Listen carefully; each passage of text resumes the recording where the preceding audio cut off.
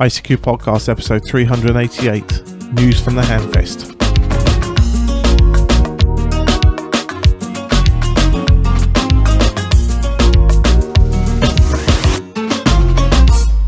Well, hello and welcome fellow amateur radio enthusiasts to this, our 388th episode of the ICQ Amateur Radio Podcast, supported this episode by our monthly and subscription donors.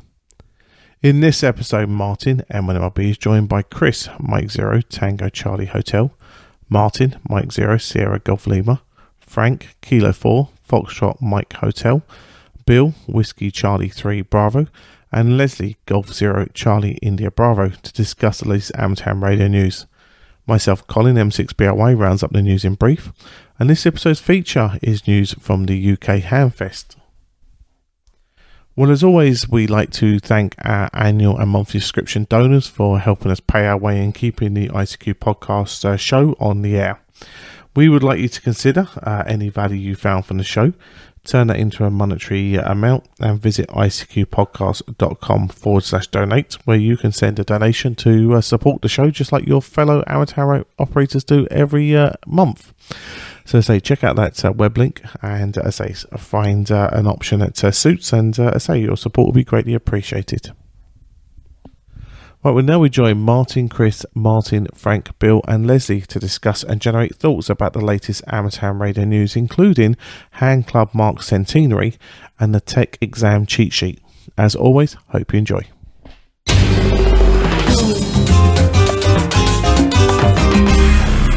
The ICQ Amateur Ham Radio Podcast, serving the amateur ham radio community fortnightly since 2008. Well, hi guys, welcome to episode 388 of the ICQ podcast, and tonight's roundtable for that episode. Tonight, we got a full house. We haven't had a full house on this group for, I think, about 6 episodes.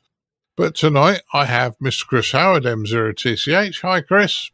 Hi, Martin. I hope you're doing well. Well, yeah, we spent the weekend together, you, Budgie and I, so we've a fair amount to talk about later. Mr. Martin Rothwell, M0SGL. I got a couple of pictures of you at the weekend looking really guilty, mate. Why was I looking? There was lots of photos of me looking tired. That would be the 5 a.m. start, but I don't know. Why was I looking guilty? What was I doing? On the Facebook page, I know that. Well, if you played that sound on your board, right, that I recorded.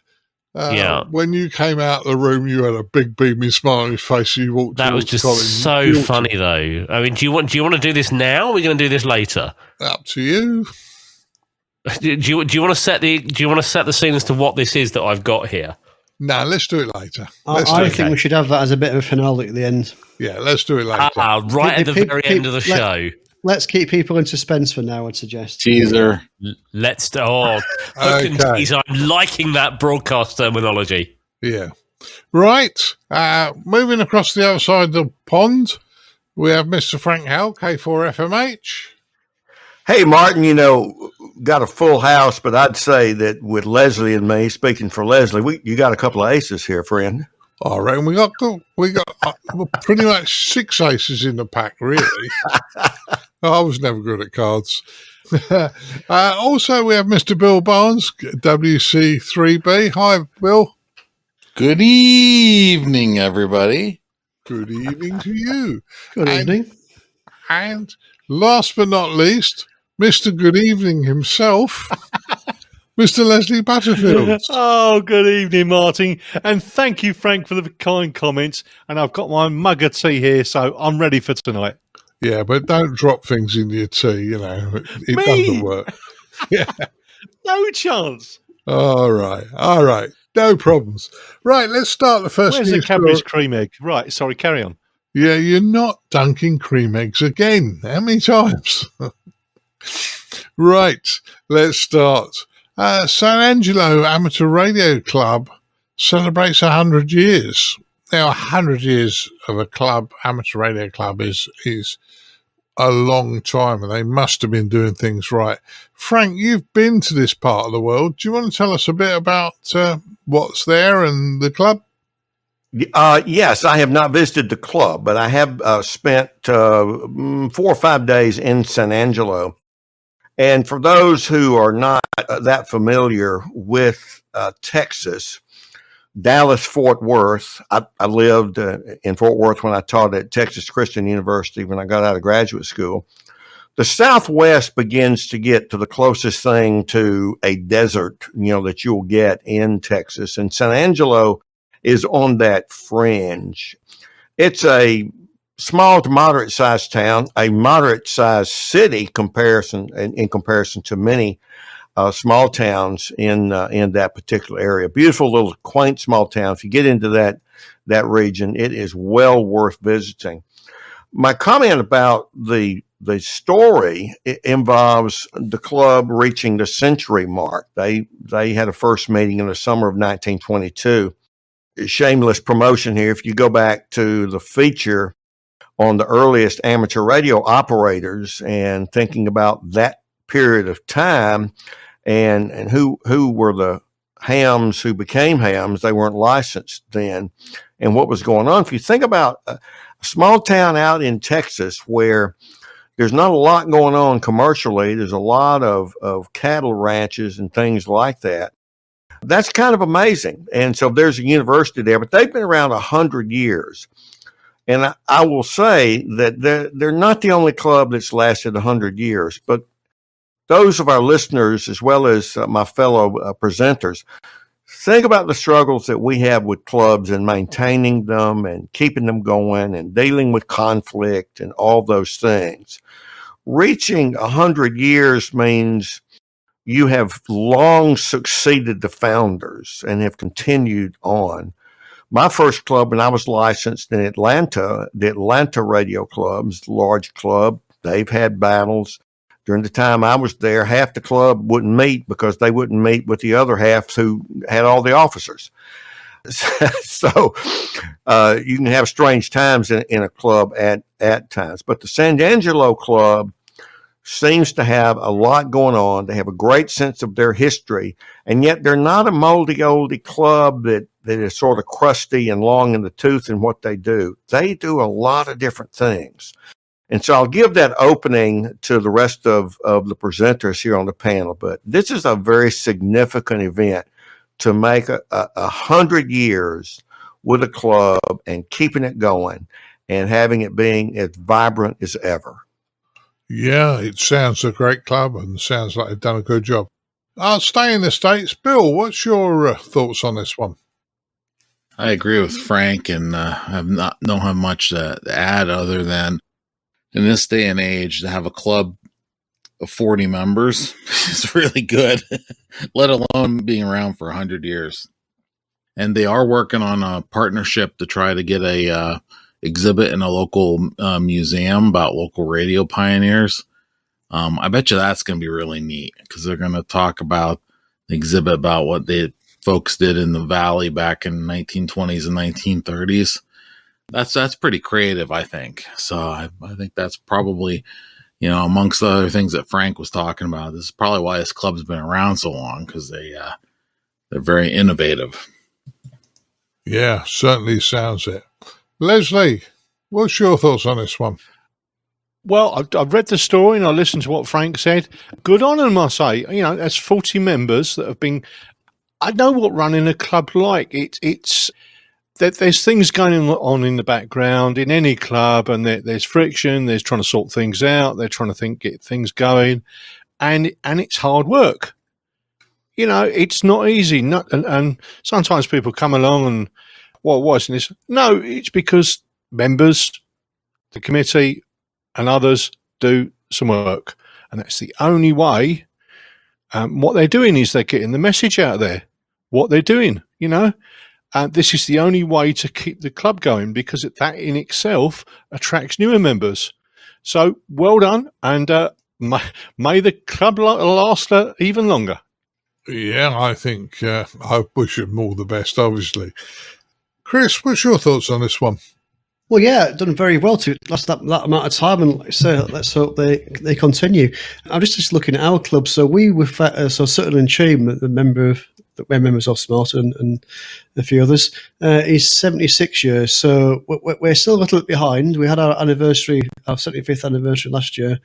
But no, 100 years is pretty good going. And interestingly, I believe it was also this week that the BBC had their 100th anniversary. So you think back to that's real pioneer days of radio, if you think about 100 years ago. And, national societies were only just starting to be formed 100 years ago. So, I think that's quite impressive. So, yeah, let's hope they're adding it in another 100 years.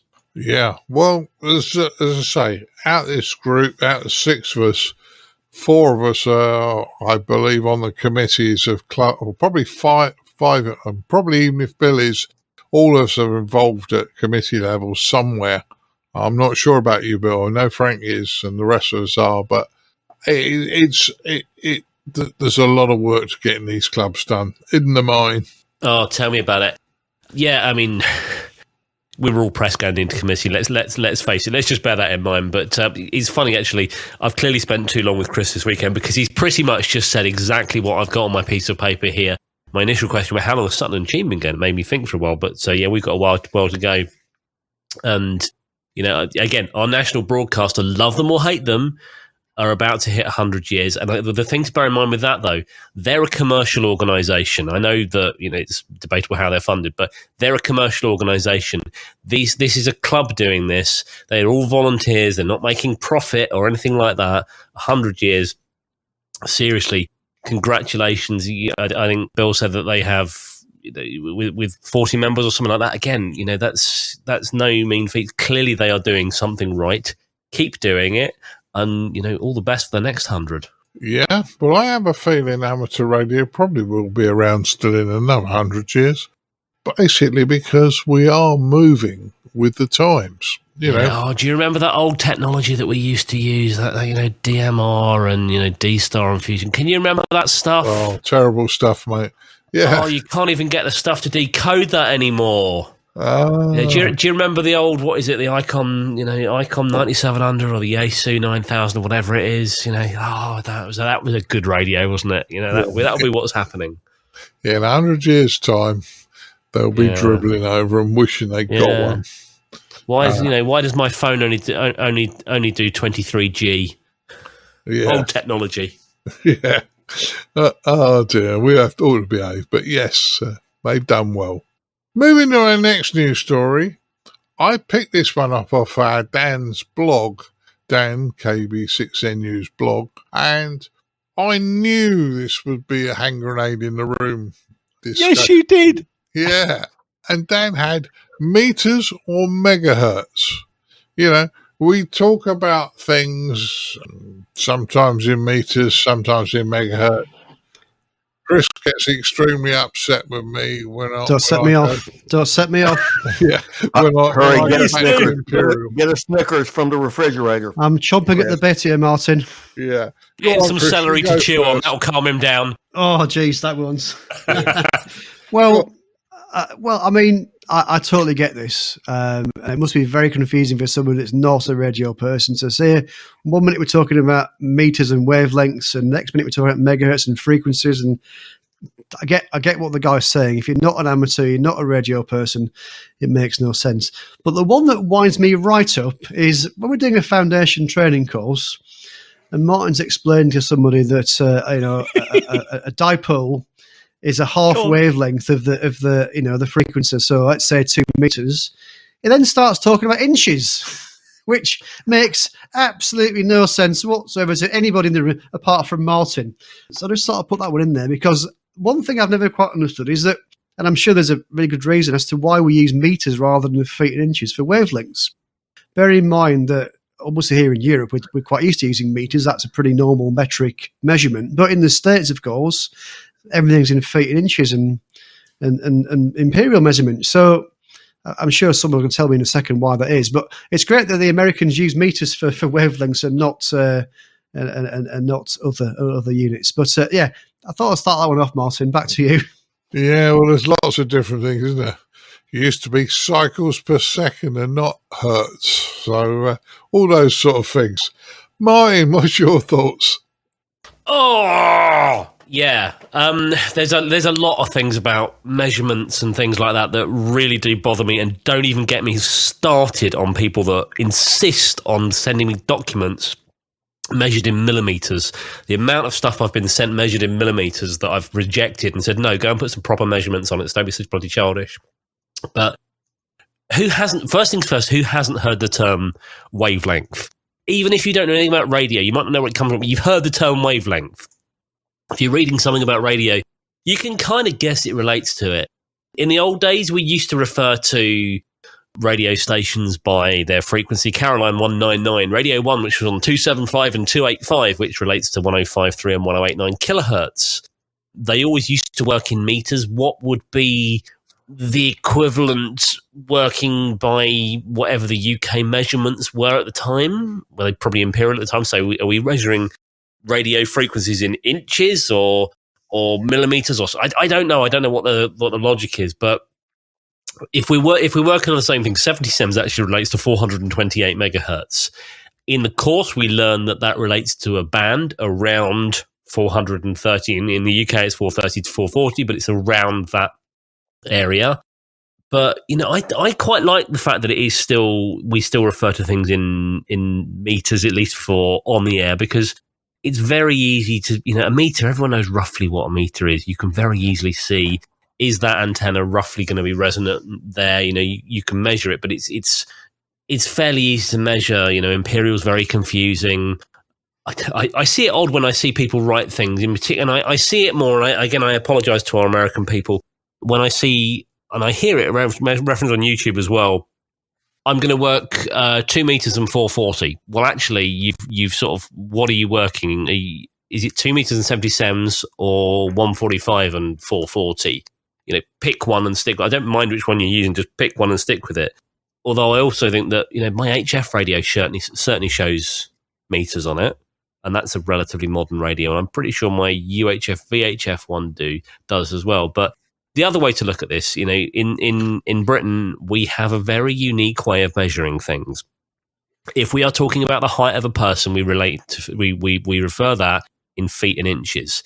If we're relating to the weight of a person, it's in stone, and whatever goes with pounds and stone.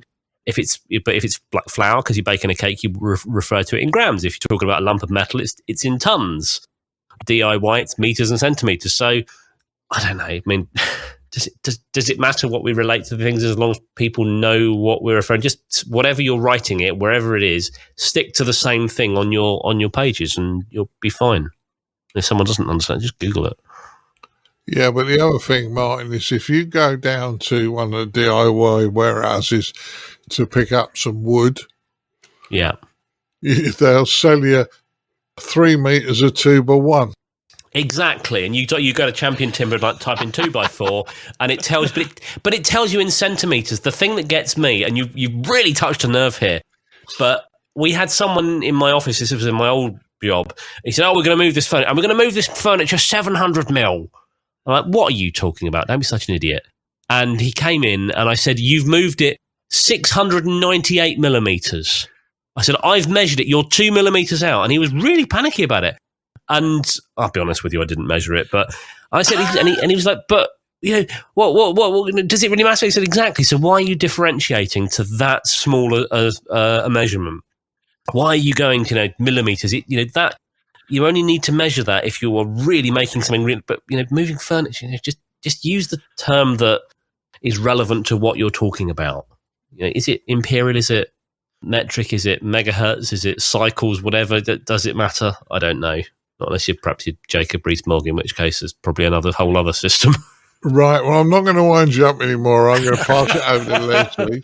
And I won't talk about pre-decimalisation either, Leslie. So what do you think? Well, I've been laughing in the background. I do agree that whatever you're using, you've got to be consistent. I mean, I had a 90-year-old gentleman at the club, and he did his RF safety thing, but he had his measurements in imperial, but he was totally consistent, and I could see where he was coming from, and everything was probably written, down there exactly what units he was using, and I didn't mind in the slightest. But I do think that some people have been a bit, like you're saying, a bit pedantic sometimes. And how can I put this, sort of arguing over the square root of navel fluff sometimes, you know. I've come across this and I just sort of shake my head in disbelief. I don't mind, but be consistent. The other thing I was going to say is that when people are taking their training for radio amateurs and they're doing the courses, go by what the course says and then get through the exam. Worry about all these nuances and different ways of looking at things, because it will confuse the newcomer to the hobby no end. You'll be pulling your hair out trying to work out what people mean. For example, 40 meters or 7.1 megs. They go, well, what does this mean? But go by your course, go by that, whatever the latest, just thinking of the word, for the exam, whatever the exam syllabus says. And then when you've done that, whatever comes after that. For example, I did engineering for 5 years, and we did a lot of equations in metric. And as soon as you leave the college doors, industry says, no, we don't bother with that. We only use imperial, and which case you pull your hair out. But please, guys. Yeah, it does drive people up the wall. What can I say? Over to you, Martin.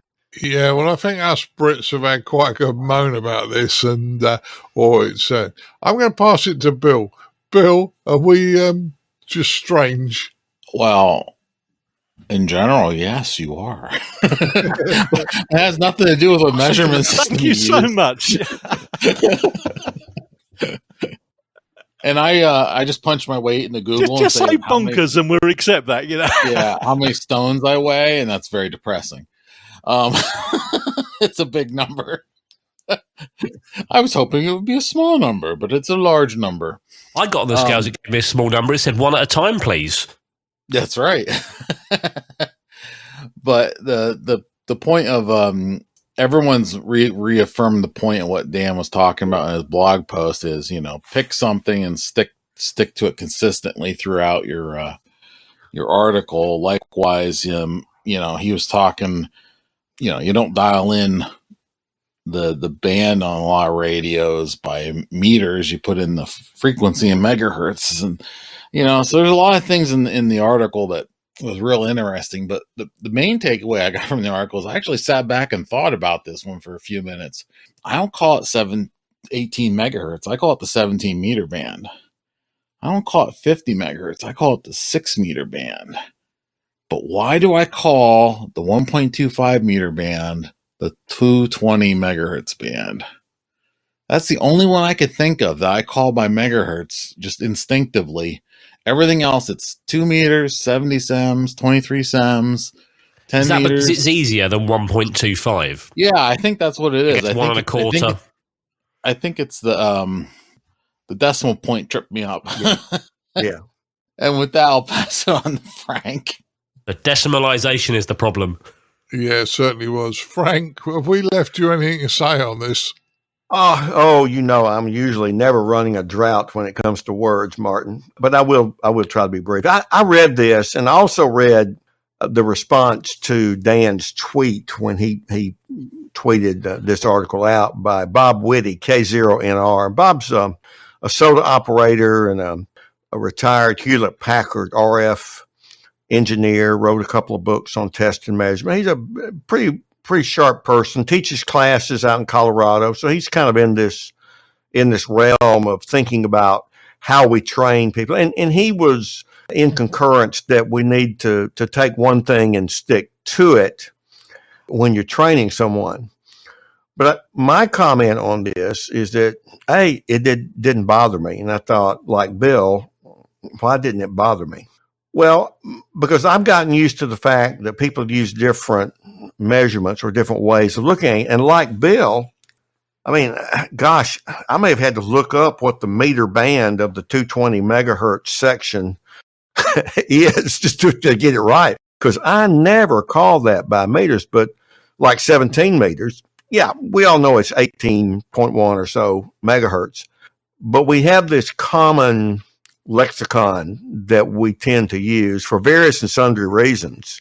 As Bill said, he didn't know why he called it 220, and I think we've agreed that it's just easier to say in conversation. So if we're talking to someone, we may go fluently back and forth. And so the third thing I'd say is that in practical terms, we could, to a person, agree it's going to be X or it's going to be Y. And nobody would change what they're currently doing because we agreed on it. And so it's out there, and we have these different ways of expressing something. As many listeners know, and of course, folks on the podcast know, I'm part of the VM program with ARRL, so I listen to the bands quite a bit.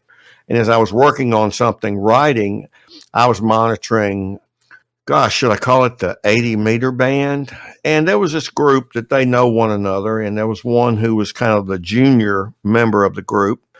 And the more senior one said, do the math and figure out what it is. What meter is that? And he went away. And he came back and he said, well, you said 75 meters starts at whatever number he had said. And he said, I did the math, and it's not that. But everybody knows what that is. So you either do the math or you don't. But the reality is that we all have our favorite ways of expressing things.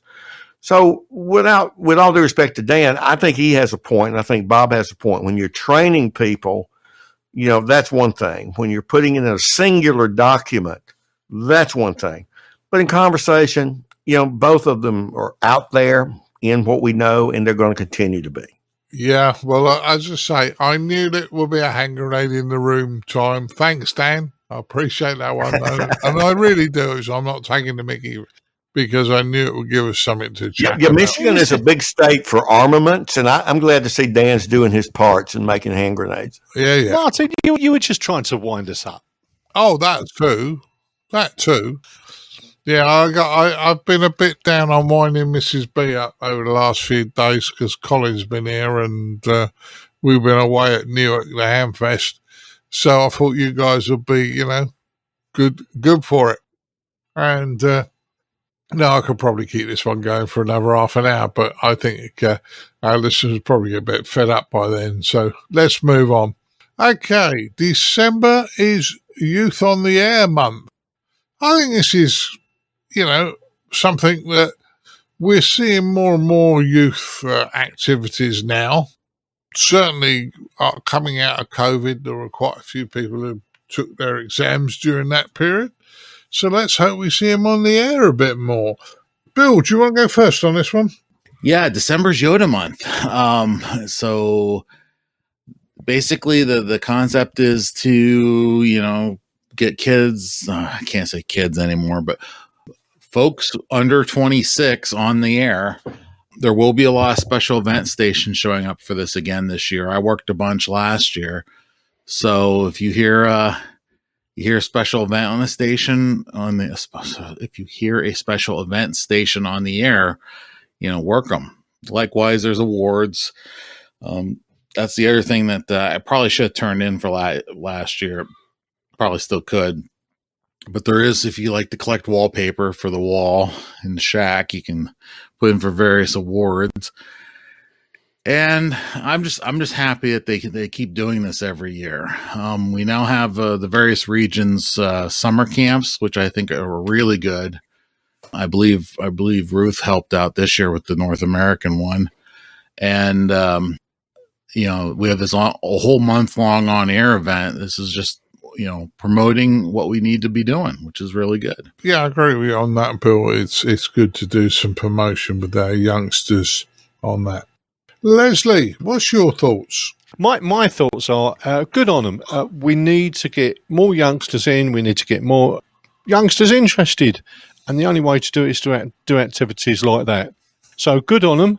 I hope they get plenty of contacts, loads of QSLs all over the place. Good on. Keep going. Just do what you do. It's great. Yeah, agree with you on that one. Frank, you got any thoughts on this one?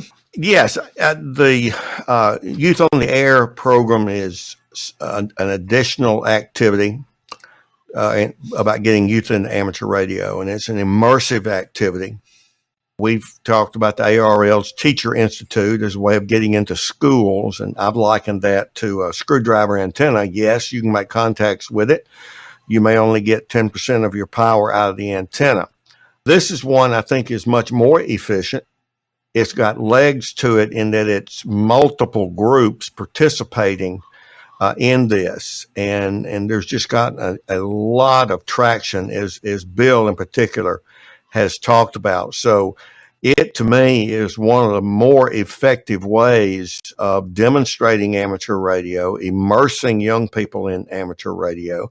And among those who are a little older who participate in this, 26 or under, I think Bill said, they're likely to become peer trainers and advocates for amateur radio as they move out of that eligibility category. I think there's a ham near St. Louis whose last name is Mann, who fits that particular mold, and he's certainly a spokesperson for young people. So I'm glad we've got a month sort of designated for it, like at least in the U.S. and I know over in the U.K. you have a different month for Field Day, and you can plan on it, and this is something that people who can and have the time can get engaged in. So I'm delighted. Yeah, sounds good to me, Frank. And I think December could be a good month.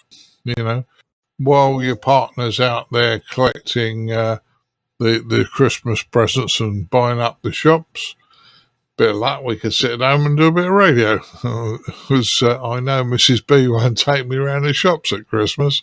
She says I'm too much of a pain. Martin, what's your thoughts? I'll second that one.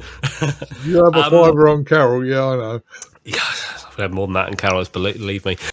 So I'm going to quote here. The idea behind this is to show the amateur radio hobby to the youth and encourage youngsters to be active on the ham radio waves.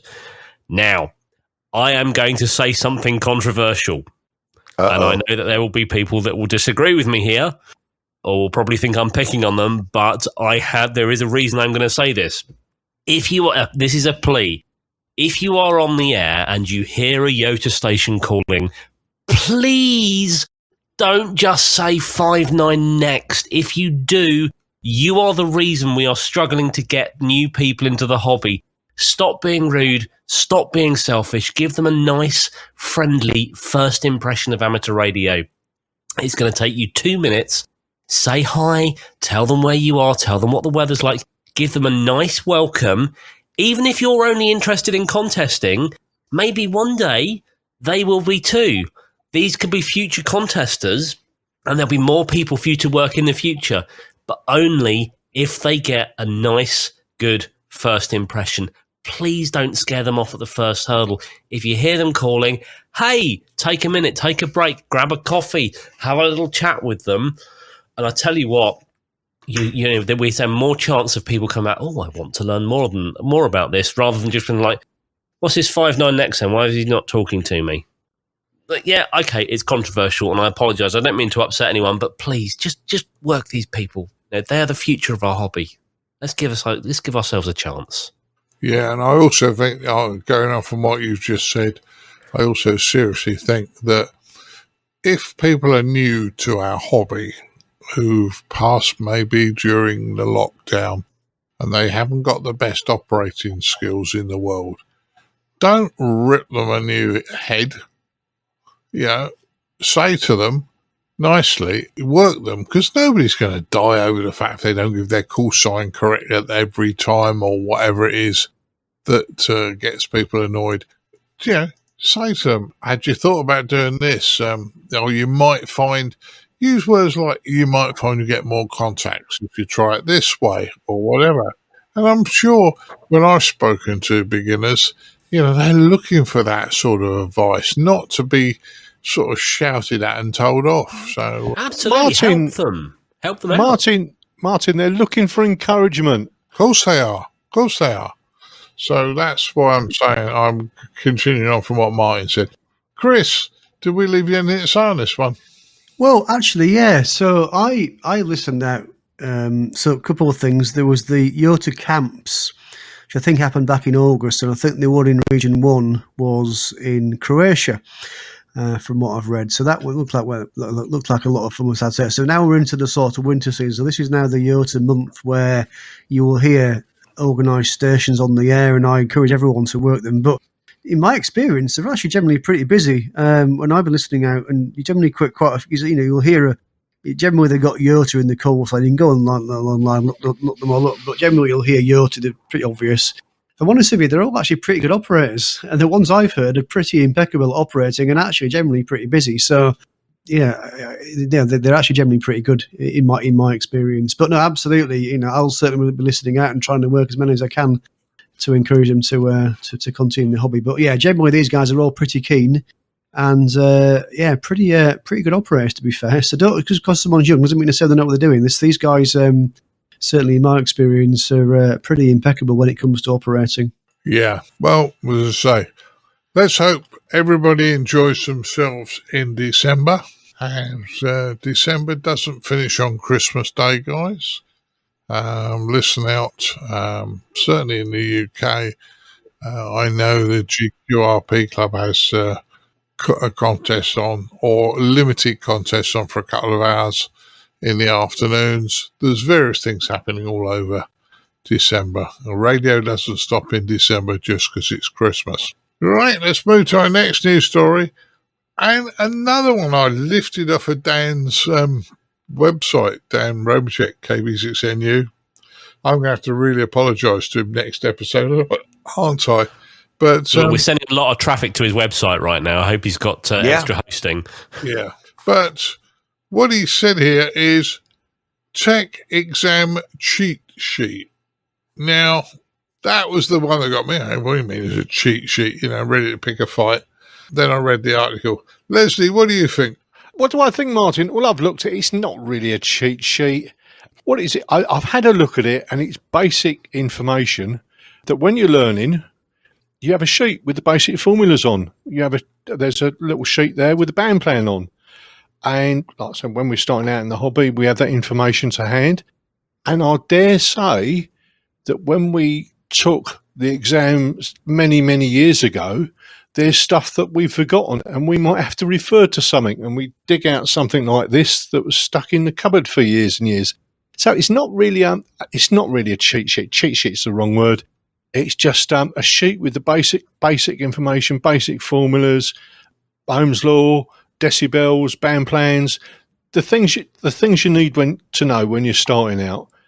It's good. It's just basic information.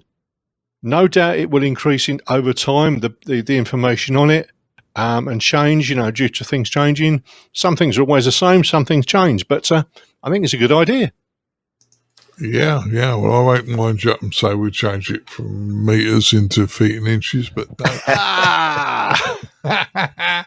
no. No, let's move on from that one. Frank, what's your thoughts? Well, this is sort of right up my alley in some ways in terms of teaching and that sort of thing. Even though it said cheat sheet, it wasn't really intended, as was noticed, to cheat on the exam, but to have quick reference for that. I remember as a graduate student, when I had just entered graduate school, my department had moved into a different building on campus, and it was where the business school had been. And so there was this big classroom, and I was on a crew whose job it was rather to go paint the walls, because they needed painting and the university would get around to it some year, but we wanted to go ahead and do it. And they had this room that had these two beams across the top that were covered by wood. And I remember in one of these big classrooms, as I walked to the back to get a good perspective, I looked up, and on the back side of the beam on the ceiling, with a big marker, the key formulas for some of the accounting problems had been written. And so students who were in the know would all want to sit in the back and scratch their chin and look pensively up at the ceiling. Oh, now I have it. For divine salvation. Yeah. Now that was a cheat sheet. That's not what Dan is talking about. Dan's offered a good service to summarize some formulas. It did get painted over, by the way, because it may actually confuse some of my statistics students. So. Yeah, it's a good story, Frank. Mine, what's your thoughts, mate? I've always argued that, it's not about what you know. It should be a case of how to find the information and how to apply it. Yes, there's stuff you need to know in exams and stuff like that. Absolutely. Safety, that sort of stuff. You should just know that off the top of your head. But other things, I don't see the issue with cheat sheets. Anything that helps people learn or aid memoirs, what's the issue? There is a comment on here. One of the problems with technician class amateur radio license is that so many questions can be answered correctly only by memorizing the answers. Still struggling to read things with the letter Z in it. And if any of these questions came up in real life, you would consult the book for the correct equation or information. Although I would say if people are memorizing answers rather than learning stuff, personally, I think we've covered this before, that I would say that if that's happening, then that's an issue for the people that create the exams. If it's a problem, change the exams. Don't release the questions. Force people to learn stuff, but that's down to whoever's making the exams. But, cheat sheets, I have no issue with it. We hand out cheat sheets when you do cheat sheets. We hand out pieces of paper with all the formulas and stuff on when you do an exam in the UK. I think it's with pretty much all of the exams. I think you get the equations there. It doesn't tell you what they're for. You have to recognise the right equations. But again, I disagree with that. I'd tell you what they're for because you still need to know how to apply it. And I'll be honest with you, I can't remember half the equations. But if I need to know something, I'll go back, I'll get the book, I'll look it up, and I can apply it, or I'll Google it and I'll apply it. So I don't anything that helps people learn and get the right thing. There's not really an issue on this. That's all. There's no issue. No issue at all. Well, there you go. So no issue at all. So he's closed the door on you, Chris. What do you think? I don't. I'm going to repeat what Mel said. This isn't a cheat sheet. This is a reference sheet, and it's got on there some really helpful stuff around equations, and there's some stuff around the band plan on there, and abbreviations, and what the different for example, what mega means times by a million, and that sort of thing. So I think this is actually quite a useful thing, not just for the exams and to learn about how to pass the exams, but also once you pass the exam, this is actually really helpful to actually go and take forwards and to remind you what various things mean. So cheat sheet, reference sheet, whatever you want to call it, I think it's actually really useful. Can I just clarify something, Chris? When you say mega, isn't that something we connect to Neil? Or am I thinking of a different kind of mega? Different spelling. Right. You wind the handle and then when he goes, ow, it's reached a certain voltage. There is a video out there somewhere you can find if you search on YouTube of a certain Mr. Butler, shall we say, abusing this a continuity tester, shall we say. Yeah. Other brands are available. Chris, let me add one little dovetail on here. I used to give open book statistics exams, and people say, "Oh, you're just making it easy." No, I'm making it real, and because you had a fixed amount of time, and if you didn't study and you didn't understand how to solve the problems, just showing up the day of the exam, I'll just look it up in the book. You were never going to pass that exam. And the American Statistical Association decades ago, in their recommendation, said, stop making students memorize formulas. That's why statistics books were over $100 a copy back then. I mean, that's where the formulas were. And if you had a brain surgeon, you wouldn't want the brain surgeon to operate from memory, would you? So everything that's been said here, I think, kind of comes back to that point that while you can't use that in an exam, quite frankly, the ham who has the license is going to refer back to it when he or she needs to look it up anyway, but that's a different story. I agree, actually. In fact, this reminds me, I took my IT Enterprise Architecture exams a few years ago, and the lady, my instructor, said there are two parts of the exam. The first part of the exam is closed book, and that's basically memory test. And the second part of the exam, you have access to the manual. They give you a PDF you can search.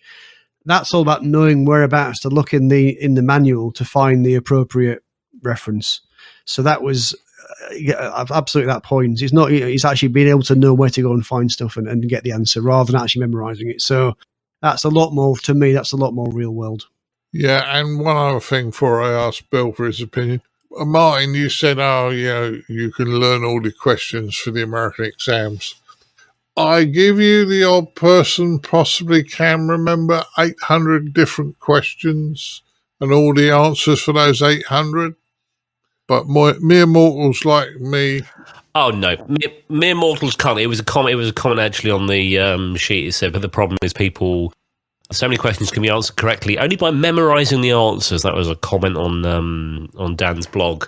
Yeah. But some people can. But I still maintain, you can learn how to apply stuff. That's what you really should be doing. Learn where to find it. Learn how to apply it. I personally know it's a better way of examining stuff. But that's my opinion. Well, we both know a intermediate license holder, which is the equivalent of a general in the States, that can answer every question in the book. He can answer every question. He can even tell you what was on page 42, paragraph 3, the fourth word in. He's got a tremendous memory, but absolutely zero comprehension. So, anyway. I'll ask him to put this together or build this, and he's like, what? Yeah. And that's scary, and it's probably dangerous. Yeah. But he's passed his test. Yeah, and therefore, legally allowed to do all this stuff. I'm like, yeah. So, Bill, what's your thoughts on this one? I think everyone covered it real well. I mean, my original comment to Dan when he posted this was, it's a reference sheet for studying, but it's also a reference sheet for after you pass the exam when you have to reference this material later. And I think everybody else covered it real well. Sorry we didn't leave you much, Bill, on that one. And let's say thanks, Dan, for another one. This is going to be the Dan Ramacek show tonight, isn't it? It is. Yeah. Frank, you put the next one in. A call for instructors. Do you want to go first on this one? Yes. If Martin has a little trumpet intro there, it would be very, very appropriate, because I'm about to say something in high praise of the American Radio Relay League. And the story that Dan published on his blog, maybe today or yesterday, was that a decade ago he had developed a leadership seminar for amateur radio club officers up in Michigan, and he taught a couple of them there. And Dan's a member of the Rotary Club, and the Rotary Club is a volunteer group in the U.S. and I think internationally as well. Does a great job in leadership training, and it's something that's a very important part of being in volunteer organization. And so Dan has written about that. Well, I've written about it as well, having taught some of those things. And several years ago, when Howard Mickle was the CEO of the ARRL, and I was interviewing him for the podcast here as one of our features, I asked him about that, and he, I said, you can get this training free. And he kind of perked up, what do you mean? And I said, well, every state in the U.S. has an agriculture school. We call them land grant schools. Well, I'm not familiar with them. I said, University of Connecticut is a land grant school. And there's one in it. There's at least one. In many states, there can be two land grant schools. And many years ago, training volunteers out in rural communities was how they got ahead. It was the forerunner of their local chamber of commerce. And sometimes we have groups called Farm Bureau, where farmers got together and worked on problems. My father-in-law up in Northeast Arkansas, when they had 2 months off, they built a gymnasium for the school. They didn't pass taxes or a bond referendum. The farmers just said, hey, what do we need to build this thing? Somebody got a design. Hey, we can get some steel beams from here. We can get lumber from there. We'll bring our machines up. They built it in 2 months. So that's volunteer organization in action. And one of the sorely missing things that amateur radio clubs here in the States, and I'll let some of the folks across the pond talk about their experiences there, has been learning how to be an effective leader in a club. You can go to EHAM, you can just listen and talk to people, and you hear all these tales of woe about, I went to so-and-so club and I will never go back. Nobody spoke to me. It was all a little clique. I had some ideas and they just blew me off. All the things that tell people we don't want you around here, and so they aren't, are due to poor leadership. So here the ARRL has announced, several years later, I don't for a minute think I had anything directly to do with this. My recommendations publicly just predated it. Is that Mike Walters, W8ZY, who is the coordinator for clubs, that's a part-time job. They don't have a full-time person doing this. He's doing a cattle call for volunteers for hams to do webinars about club leadership. And I'll let the rest of the presenters talk about the bits and pieces of it. But gosh, they could get some professionals for free to do them. And there are many hams who know a lot, about them as well. So I hope they get some good ones. I'll take a look at it, and I may throw my hat in the ring and offer to do what I can and help them, because I think this is a sorely needed thing. And once again, folks, bravo to the American Radio Relay League for starting this program. Yeah, well, good telling us about that, Frank, because, training and teaching people, if they want to learn, you need good trainers. Bill, still your side of the pond, so let's hear what you got to say about it. Yeah, Frank covered it real well, but just in general, I applaud them as well for getting this out there, because it's gonna help club, especially new club officers, just to maybe keep the clubs active and fresh. So this is a really good story, and I'm really glad ARRL is doing it. Well, as I say, that's what our national societies are there for, really, to do some of these programs. Chris, what's your thoughts? I think it's a really, really good idea. I think people don't always realise that running a club, not everyone can do it. Not everyone's got those capabilities, and it's because they maybe have never come across the need to have them in the past, those skills, that knowledge, that those things that are needed to do it. I'm lucky, I suppose, in that in my day job, some of the skills that I use there are quite transferable to being a club secretary. But not everyone does that. If you haven't been exposed to that sort of thing, then it's actually not as easy as it looks. And even being able to compose an email or all kinds of stuff, some of it, to me is pretty simple. But for some folks that perhaps haven't done that before, it's not easy. So actually, this sort of thing, if clubs are to succeed, and that's a big part of amateur radio, I think, is a big part of the success of amateur radio is the fact we've got amateur radio clubs, and they provide a service to our community. Without clubs, we'd be in a much worse position. So I think from my perspective, it's a great investment they're making in clubs. And by investing in clubs, you're investing in the hobby and keeping things going. So this is the sort of thing. If it's successful in the States, I would love to see this sort of thing happen in the UK as well, and that would really help a lot of clubs out, and hopefully help some clubs to continue going. Certainly will. Martin, what's your thoughts? Well, just picking up on what Frank said about going to a club and no one spoke to me. Yep, I had that when I went to one club, and later got completely unrelated, got a personal apology from the chairman when I was talking to him about it in passing. We were just chatting at a social meet, and he was absolutely horrified. And he went away and made a point of that being fixed. Equally, when I joined our club, for that matter, I was actually told by someone, "You're not the kind of person we want in amateur radio." I thought, "Oh, that's ouch. Nice." Weirdly, he now works for our national body, but that's another thing. Since, fortunately, there was someone sitting next to him that said, "Ignore him. He's an idiot," and then carried on, and then welcomed me into the club, and I've been with our club ever since. So very, very happy.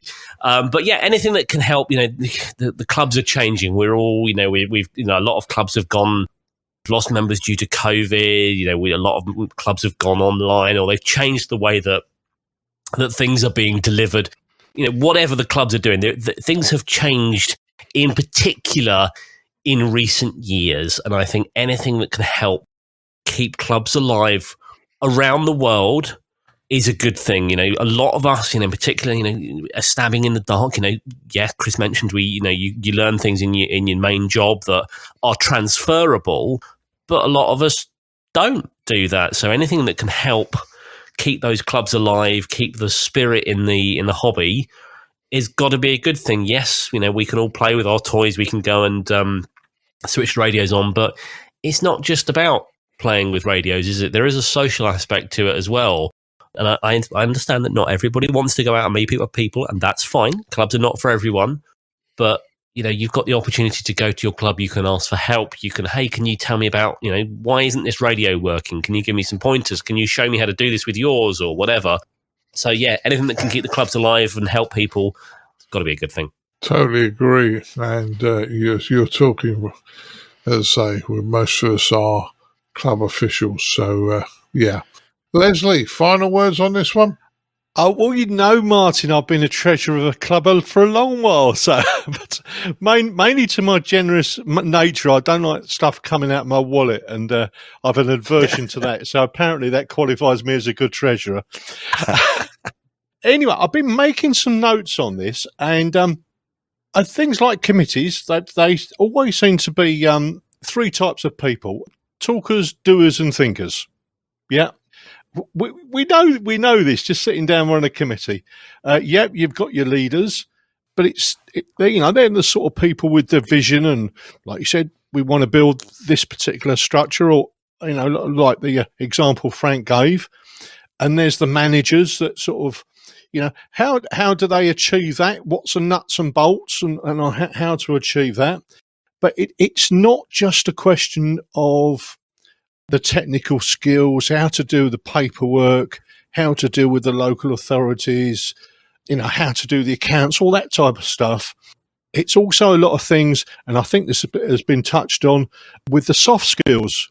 When you've got new people coming in, and the other thing which I think is missed big time is that you're dealing with volunteers. They're doing things because they love the hobby, not because they're getting paid. Anyway, like I say, I've just been writing some notes. That's a few of my thoughts. That they get an intangible paycheck. Yes. And people come along and think, like you've just added water and all this has all appeared, But that's just my thoughts, Frank. Yeah, well, I think we're all agreed on that one, so that's good. Right, well, that concludes our news stories. Let's find out what the guys have been up to.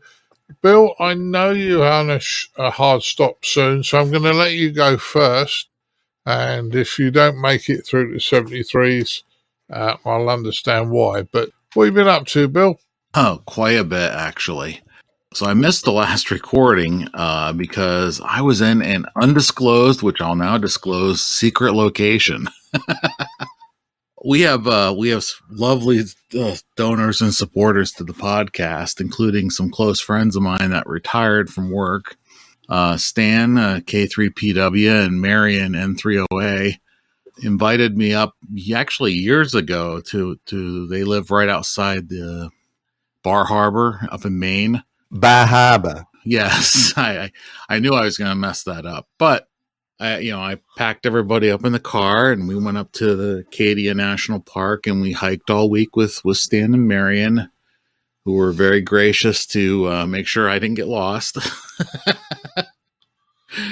And we had a good time. We did a little soda. In fact, I got Stan to do his first soda activation, where first station he worked right off the bat on 20 meters was a gentleman in France. It's like, you just can't get better than that. So that was my secret vacation. I didn't want to announce before we went. Afterwards, it's fine because it's all done. So we had a great time all week long, and the joke is you too can donate to the podcast, and I'll show up at your house and want to go hiking with you. That's the joke I told Colin. It was funnier on the phone. I do have a little bit of sad news to share. I did lose my my close friend Dave, KY3W, in September. He lost his battle with cancer. He was just a few years older than me. But the reason why I mentioned this is we had a common theme tonight about clubs and youth and friends and that kind of stuff. I walked into a radio club in 1991 and I was 18 years old, and there was a gentleman in there who was like 23, 24, and as soon as I walked through the door, he said, "Sit down here." come on in. We're going to have a great time. And we did over the years.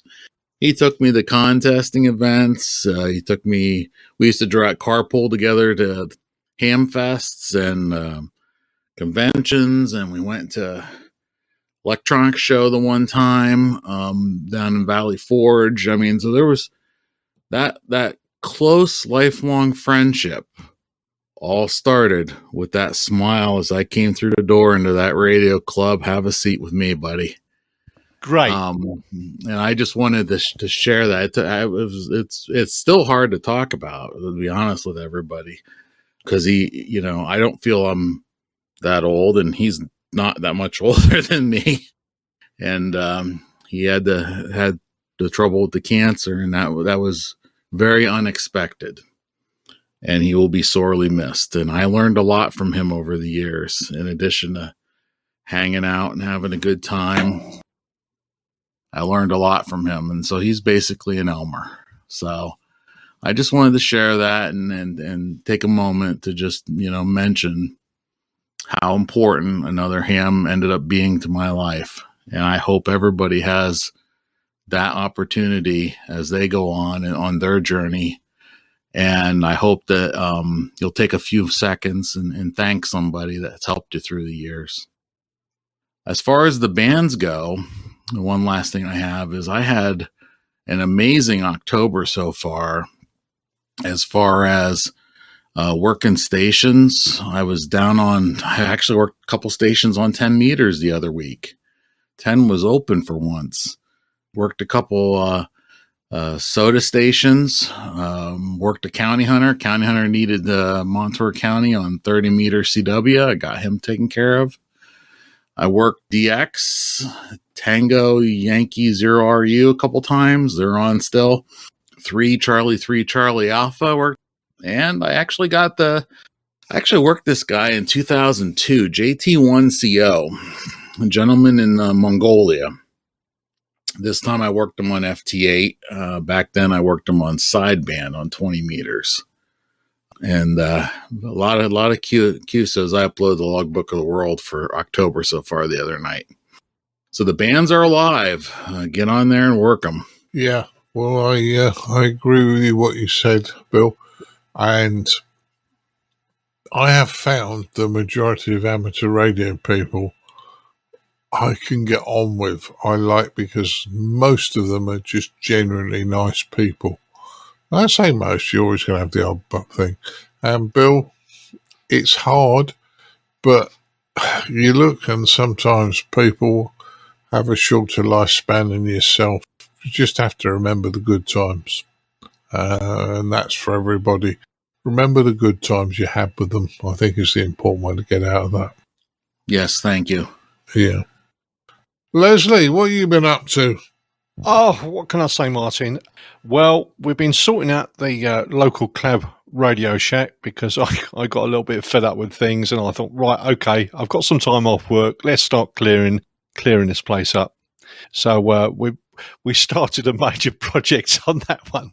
The other thing I've been doing is my PC. As you know, the thing called the washing machine symbol, where it sort of goes a bit potty. And I thought, you know what, I need to sort this out. And I had the PC in bits on my bed with all the screws. And I thought, okay, where's the board? And I plugged the board in, put it all back together. And thankfully, it's all working great. So we can get back to our amateur radio activities online. But those are the two main things at the moment. But I'm sure we'll do other things in due course. Over to you, Martin. Let's find out what Frank's been up to, because I've got a fair idea what Martin and Chris have been up to since I spent half the weekend with them. But Frank, what have you been up to?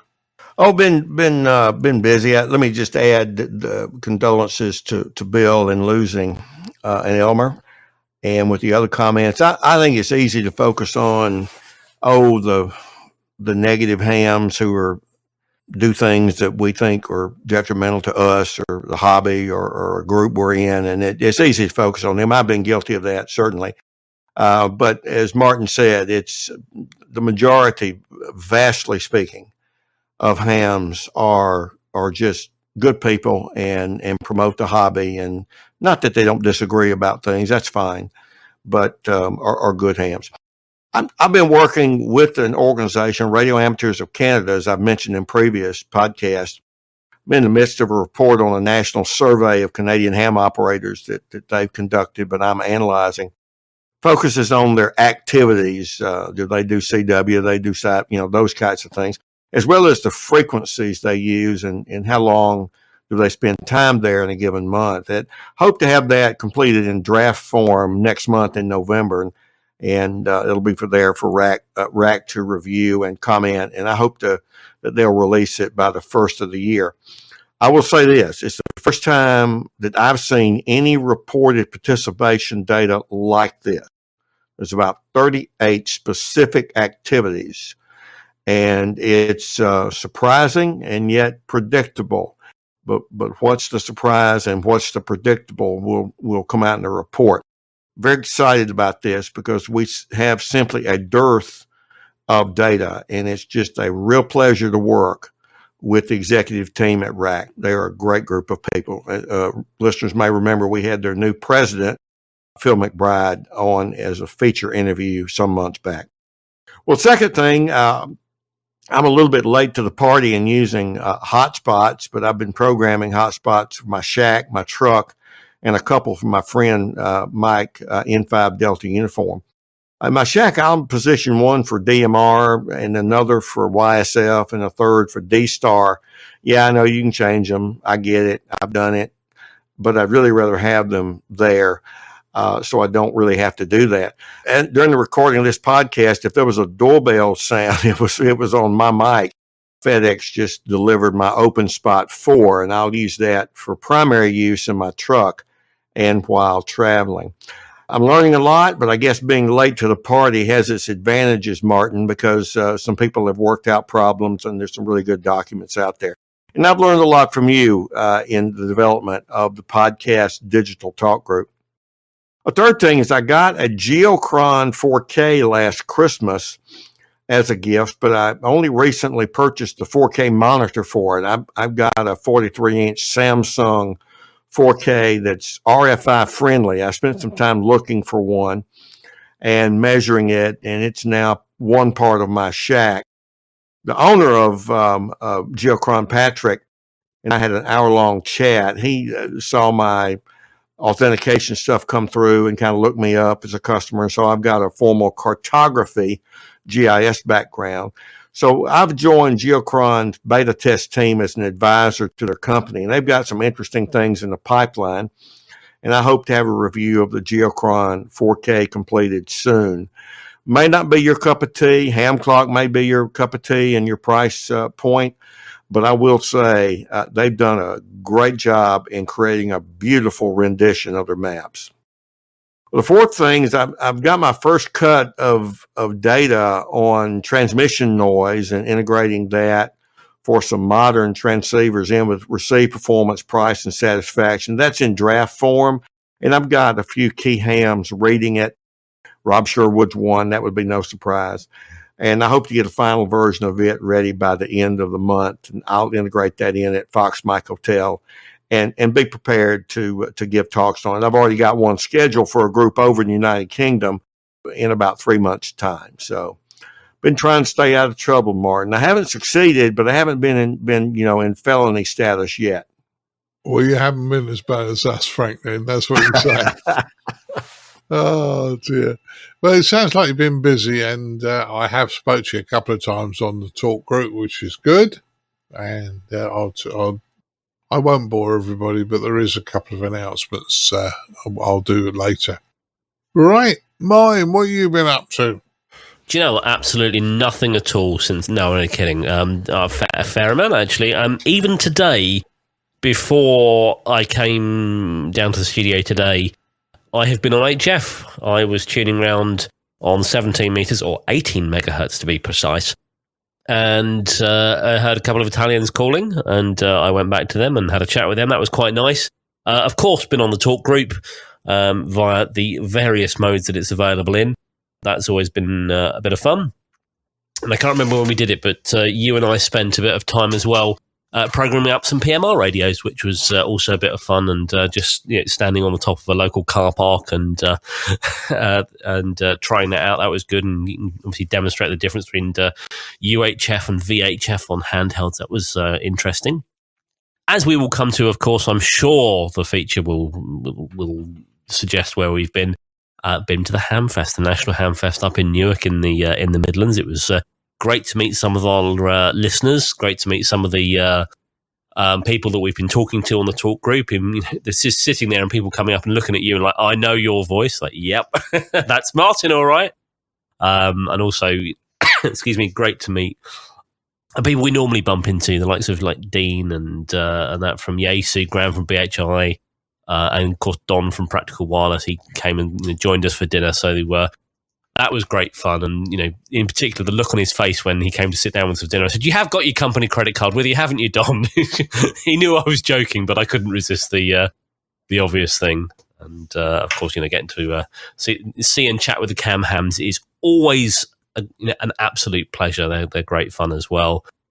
Did pick up a few things that I'm starting to work on, just knickknacks, nothing big, but I picked up some, I guess you call them alarm batteries, the 7 amp hour lead acid batteries that you would normally put in a house alarm or something like that.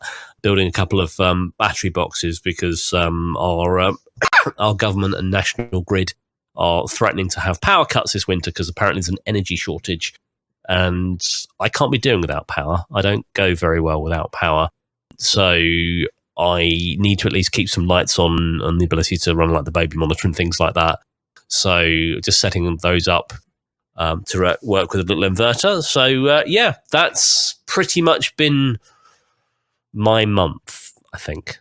Well, yeah, and we did have a bit of fun on the commercial frequencies you have licenses for. And we did use your commercial license at Newark, but that allowed Mrs. B to get on the air because she isn't an amateur. Yeah, and she could. Yeah, and she was giving cheek when Colin was giving her cheek. She was giving as good as she gets. That was for sure, wasn't it? Oh, definitely. But the other thing was, it was nice to involve her as well, which I think definitely was quite good. I remember, well, Chris will confirm this, but Edmund was doing an interview and a group went by very loud with a noisy trolley making a hell of a din while we were trying to do an interview, and she got up and told them off. So I thought, yeah. And Chris says he's had to take it out because we have a clean rating. Hi. Right, Chris, what have you been up to? Well, normally I say not a lot, but on this occasion, a fair bit. So, going back before the Hamfest, I was involved with a scout event. The Scouts put something on a Facebook group I'm a member of, asking for some help from amateurs to assist with a hike across the South Downs. So I helped out with that. We were there purely as a backup in case of a problem so they had lots of technology to track the various teams. So this was teams of scouts, various different ages, and the overall hike was about 54 miles, although they weren't all doing the whole lot. And I was posted at the very end of the hike, which was in Eastbourne, and my job was to radio through to the central place to say which teams had arrived and what time they arrived, that sort of thing. So they could just keep track on where they all were. And this is something they've done for a long time, and amateurs have been helping out for a long time. And apparently, the last time they ran the event, they said, actually, we don't need the amateurs anymore. We'll just use the technology. They all had these tracking devices on them, and they had WhatsApp and mobile phones and this sort of thing. But what happened last time was there was a problem with the internet. So they used a college somewhere en route as the kind of base, and the internet went down for 2 hours, and they lost all of that technology, went down. So they decided this year that amateur radio was back, and we were very grateful for us to be there. So we just basically provided the backup. So we were just radioing through each team that came past the checkpoint, or in my case at the end checkpoint, to say that they'd arrived safely. So that was nice. That nice bit of time spent there doing that. It was a bit of fun. And then, of course, we were at the Hamfest, as Martin was just saying, over the weekend, and we did lots of interviews, and no doubt you'll hear those a little bit later in the episode. I'm the sort of guy that always says, I'm not going to buy anything I've got everything I need. I'm not going to buy anything. And every time I walk out with a boot full of stuff, basically, or the car's always full of stuff. So I bought a few things. Now, the last club meeting that I was at, and I can't remember if I've been on the podcast since. I'm not. When a guy called Harry Lackerney, GM0DX, I did a talk for us about getting on the digital hotspots. And he talks about the various different digital hotspots that are available. And one of them was the OpenSpot 3 hotspot. In fact, it's an OpenSpot. I've got a number in the range. I think 4 is the latest one. But anyway, so it looked like quite a nice device, but it was also fairly expensive compared to other hotspots. So, but it was something I was aware of. When I was at the Hamfest, they have a bring and buy stand, and people can bring along things to sell, and I think they take a small commission to the organisers. And there, on day 2, I was there at around 8 o'clock in the morning. No, maybe slightly later, actually. No, maybe 9 o'clock in the morning. Just as they were starting to open. And there was an OpenSpot 3, and it was £80. Now, a new one's, I seem to recall, about £300. So I thought, that's quite a good bargain. So I ended up buying that, and actually, really good bit of kit. Been using that ever since. I've been on the talk group with it. And really simple to use. It's got a built-in battery, so you can stick it in your pocket, hook it up to your Wi-Fi on your phone, and away you go. And it's really excellent bit of kit. Yesterday, I was actually listening to the CQ UK Fusion talk group, but from my DMR radio, because it will actually convert between one to the other. So very nice bit of kit, and very pleased with that one. I also bought a 2-meter FM portable radio, as in a mobile rig. It's going quite cheap. I bought an ERA micro reader, which is a kind of Morse code decoder / trainer, which I've had a little play with. That looks quite interesting. And I also bought a lead acid battery. And the guy selling it, again, this is on the bring and buy stand. They had a sign on saying for portable use. Well, believe me, this thing weighs about, I'm going to say about 5 or 6 kilos. It's probably about probably about 10 or 12 pounds. It's not the sort of thing you're going to put in your backpack and lug up a massive mountain, that's for sure. But that will certainly come in useful for maybe some of our remote operations, and maybe also for my camper van, because I have an inverter in there for powering various mains equipment. So that was quite a good bit of kit.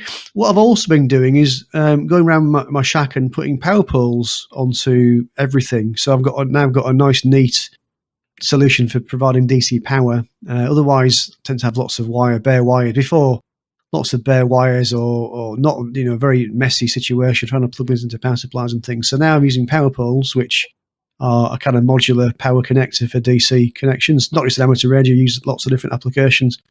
Then that's a lot neater. And I've actually installed into my camper van and into my shack a power pole distribution board, so you can actually plug in multiple devices into the and share the power. So that's quite a nice solution. So that's something else that I've been doing. So yeah, that's about it from me, Martin. Yeah, well, it sounds like you probably put most of us to shame on all the things you've been doing, but I know you have fun. Well, what have I been up to? Well, at the risk of boring you all, we are now 100% running on the new digital talk group system, which is much cleaner and much more reliable. We also got the 5 modes working of DMR on Brandmeister, D-Star, YSF, P25 and NXDN. So what I wanted about 9 months ago, we actually have live now. And I thank my colleague for putting up with me and taking me through some of the things I needed to do and teaching me along the way. And I'm going to, still keep in touch, because it's not just about we've got this going now, I'm not interested. We'll still be doing things together, which is good. Chris and I actually used the talk group mobile going up to Newark on Friday morning. We're quite a way apart, and I know that you guys will say it's not real radio because it went over the internet, but it was still quite useful. Chris and I were able to communicate. I think you went a slightly different way to me, Chris, but we got there. Hamfest was fun. As Chris said, I arrive at the front gate, I wind the window down, I look at the guy and I say, our passes are over there. And he says, you're Martin from the podcast. Yeah, in you go. It was like, I hadn't got a clue who the gentleman was, and I apologise because he is a listener. But it is frightening when people say, "I know who you are from your voice." Trust me, yeah, we don't do it for that reason. But thank you, and I apologise. I can't remember your name. I really do. On that one, that was me failing miserably. Yeah, I bought some new gear. Not very much. Mrs. B gave out for about 20 seconds just for the fun of it while you guys were around, but she didn't really care. I bought a new rig. Well, not a new to me rig. I bought a Yaesu FT2D fusion radio with all the bits and pieces. It was on one of the stands. It was missing the aerial and battery. It was just the not the battery, missing the aerial and the charge leads and things like that. So it was just the basic unit with a battery. Well, I've got a way of charging it, and I've got a way of I've got an antenna for it anyway. So we went up and said to the lady, if any chance we can test it. Chris has got his FT3 and put an air on it, put a battery on it. It worked. And then she even discounted it. I didn't even ask, and she discounted it even further. So I got a really good buy. And then on the Saturday, walked past the same place, and they got more sort of second-hand stuff coming out all the time. And there was an MMDVM hotspot there. Now, do I really need one since I've got 5 of them? And, well, Frank, I've got to test the various modes and have them all absolutely work. So I got 5 of them, and I can turn one of my Belfangs into a hotspot. But this one just looked different. It was a full duplex hotspot, and B, the antennas just looked that little bit longer than normal. And I thought, I wonder, I bet that's a VHF one. Anyway, got it home, fired it up. You know, it got Pi-Star on a 32 gig SD card, which nobody had ever configured. So it was either brand new, somebody looked at it and went, oh my God, I don't understand this, and gave it back or got rid of it. But once configured, works very, very well. It's a full duplex hotspot for VHF. So then... It's a duplex one? Duplex one, yeah. Oh, very good purchase. Yeah, I paid, they wanted £45 for it. And the lady said to me, I'll let you have it for 40. I didn't even knock her down.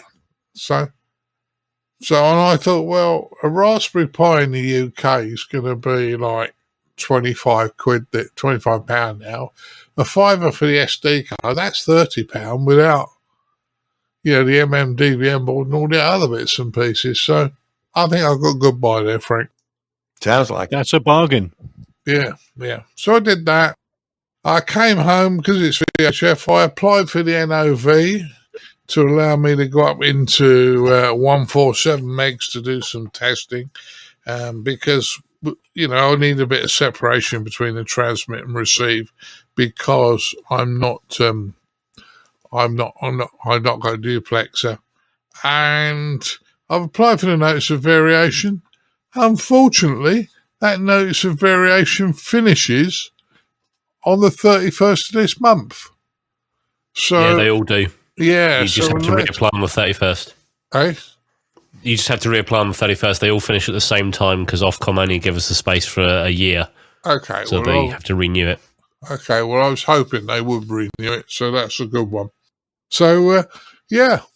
And apart from, generally misbehaving with Martin at the ham show, I had a great time. I think Mrs. B had a good time. Colin enjoyed himself.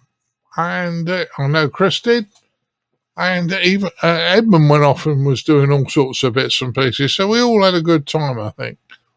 And now, protect your ears, because Martin might be playing a thing on his soundboard, which just might confuse you. Do you want to play it first, or do you want to explain what it is? Well, I don't know whether to ask people if they know what it is first, and then see if we get any responses. I don't want to embarrass the person for doing it because he did it in pure fun, and I like the gentleman a lot. So go on, do it first.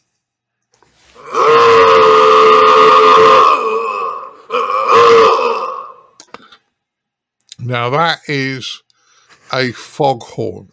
Martin played it very quietly. I can turn it up and play it a bit louder if you want, but I don't want to blast your ears out. I think people can play it louder if they want. This gentleman is, one of his party tricks is to do a foghorn, and he wouldn't. I was trying to get him to do it in the main hall. We wouldn't. He went outside of the main hall, and we managed to record him doing it. And he was. I won't say who it was, but it was like there was another group, there was another organisation that was like, "Come on!" They're waving at this guy. You can do it. No. Like you can do. Yeah, they were egging him on. Oh yeah. I mean, in fairness, the traders and the dealers usually get on pretty well at these shows, and yeah. Oh, that's a clue, folks. That's a clue. Yeah, that's a clue. What I will say was, because some of you would have seen it, it wasn't Don Field from Practical Wireless, the editor of Practical Wireless, although he did spend some time with us one evening. It wasn't him. So don't hassle Don.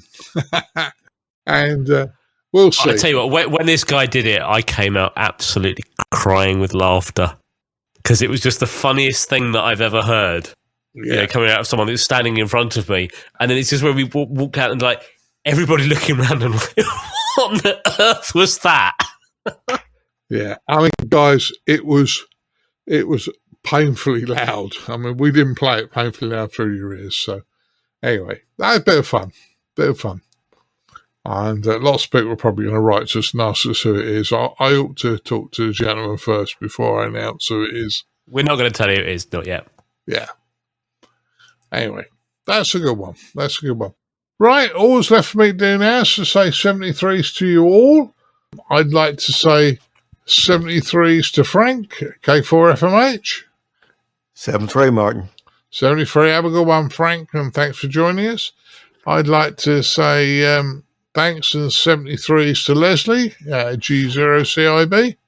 Thanks for having me on, Martin. It's been a bit sparky tonight, but hey, it's been great fun. Hey, we have fun, Leslie. That's all that matters. Absolutely. Yeah. I'd like to thank Mr. Chris Howard, M0TCH. 73, guys. And thanks a lot. It's been another fun episode, I think. Yeah, it's a good one. And last but not least, my partner in crime, Martin. 73s, mate. 73, we 10-10 till we do it again. Yeah, you've done that and got me into trouble before and all. But, okay, let's move on to the end of the podcast. 73, guys. We'll catch you all soon. Cheerio. 73. Bye. For all the news, links and information, visit www.icqpodcast.com.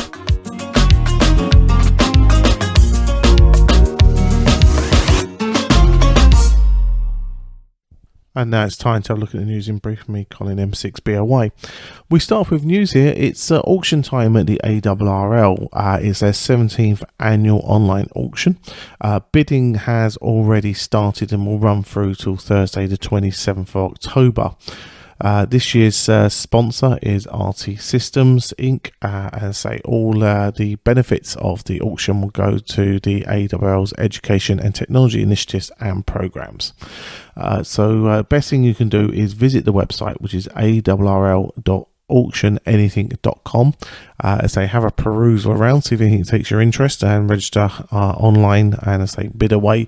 And fingers crossed, a gem could be yours. And at the same time, you'll be helping, as a good cause in the education of technology and ham radio that the group does to help people out from there. So say we'll let you guys check that one out. And say the most important thing is that the auction ends on Thursday, October the 27th at 10 p.m. Eastern Time. ICOM have announced a withdrawal of a couple of its Android applications. These are applications for their IC825NE portable handheld radio. It's going to be removed from the 1st of November. And this is because the software has now been declared obsolete, and with low user uptake from Android users for the software, along with changes that Google are making to the Play Store, ICOM have decided to take their development time and put it into other projects. Now, they have noted that the iOS Apple variant, which is extremely popular, will still be available from the App Store. So I say that will be a device there that you can still get going from there. Now, they've also as well talking about the Android app that controls the ICR30 as well, is also being removed at the same time. So as I say, there will be a couple of applications from ICOM being removed from the 1st of November from the Google Play Store. Right, now we're going to head over to our features episode, which is news from the UK Hamfest. As always, we hope you enjoy.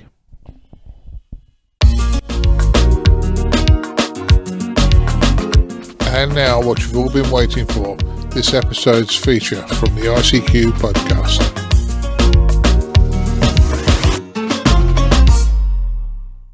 I'm here at the National Hamfest here in Newark. I'm at the RSGB today, and we're with Steve Thomas, General Manager, M1ACB.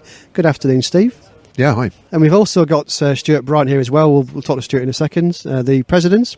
Hello, pleased to meet you. Hi, Stuart.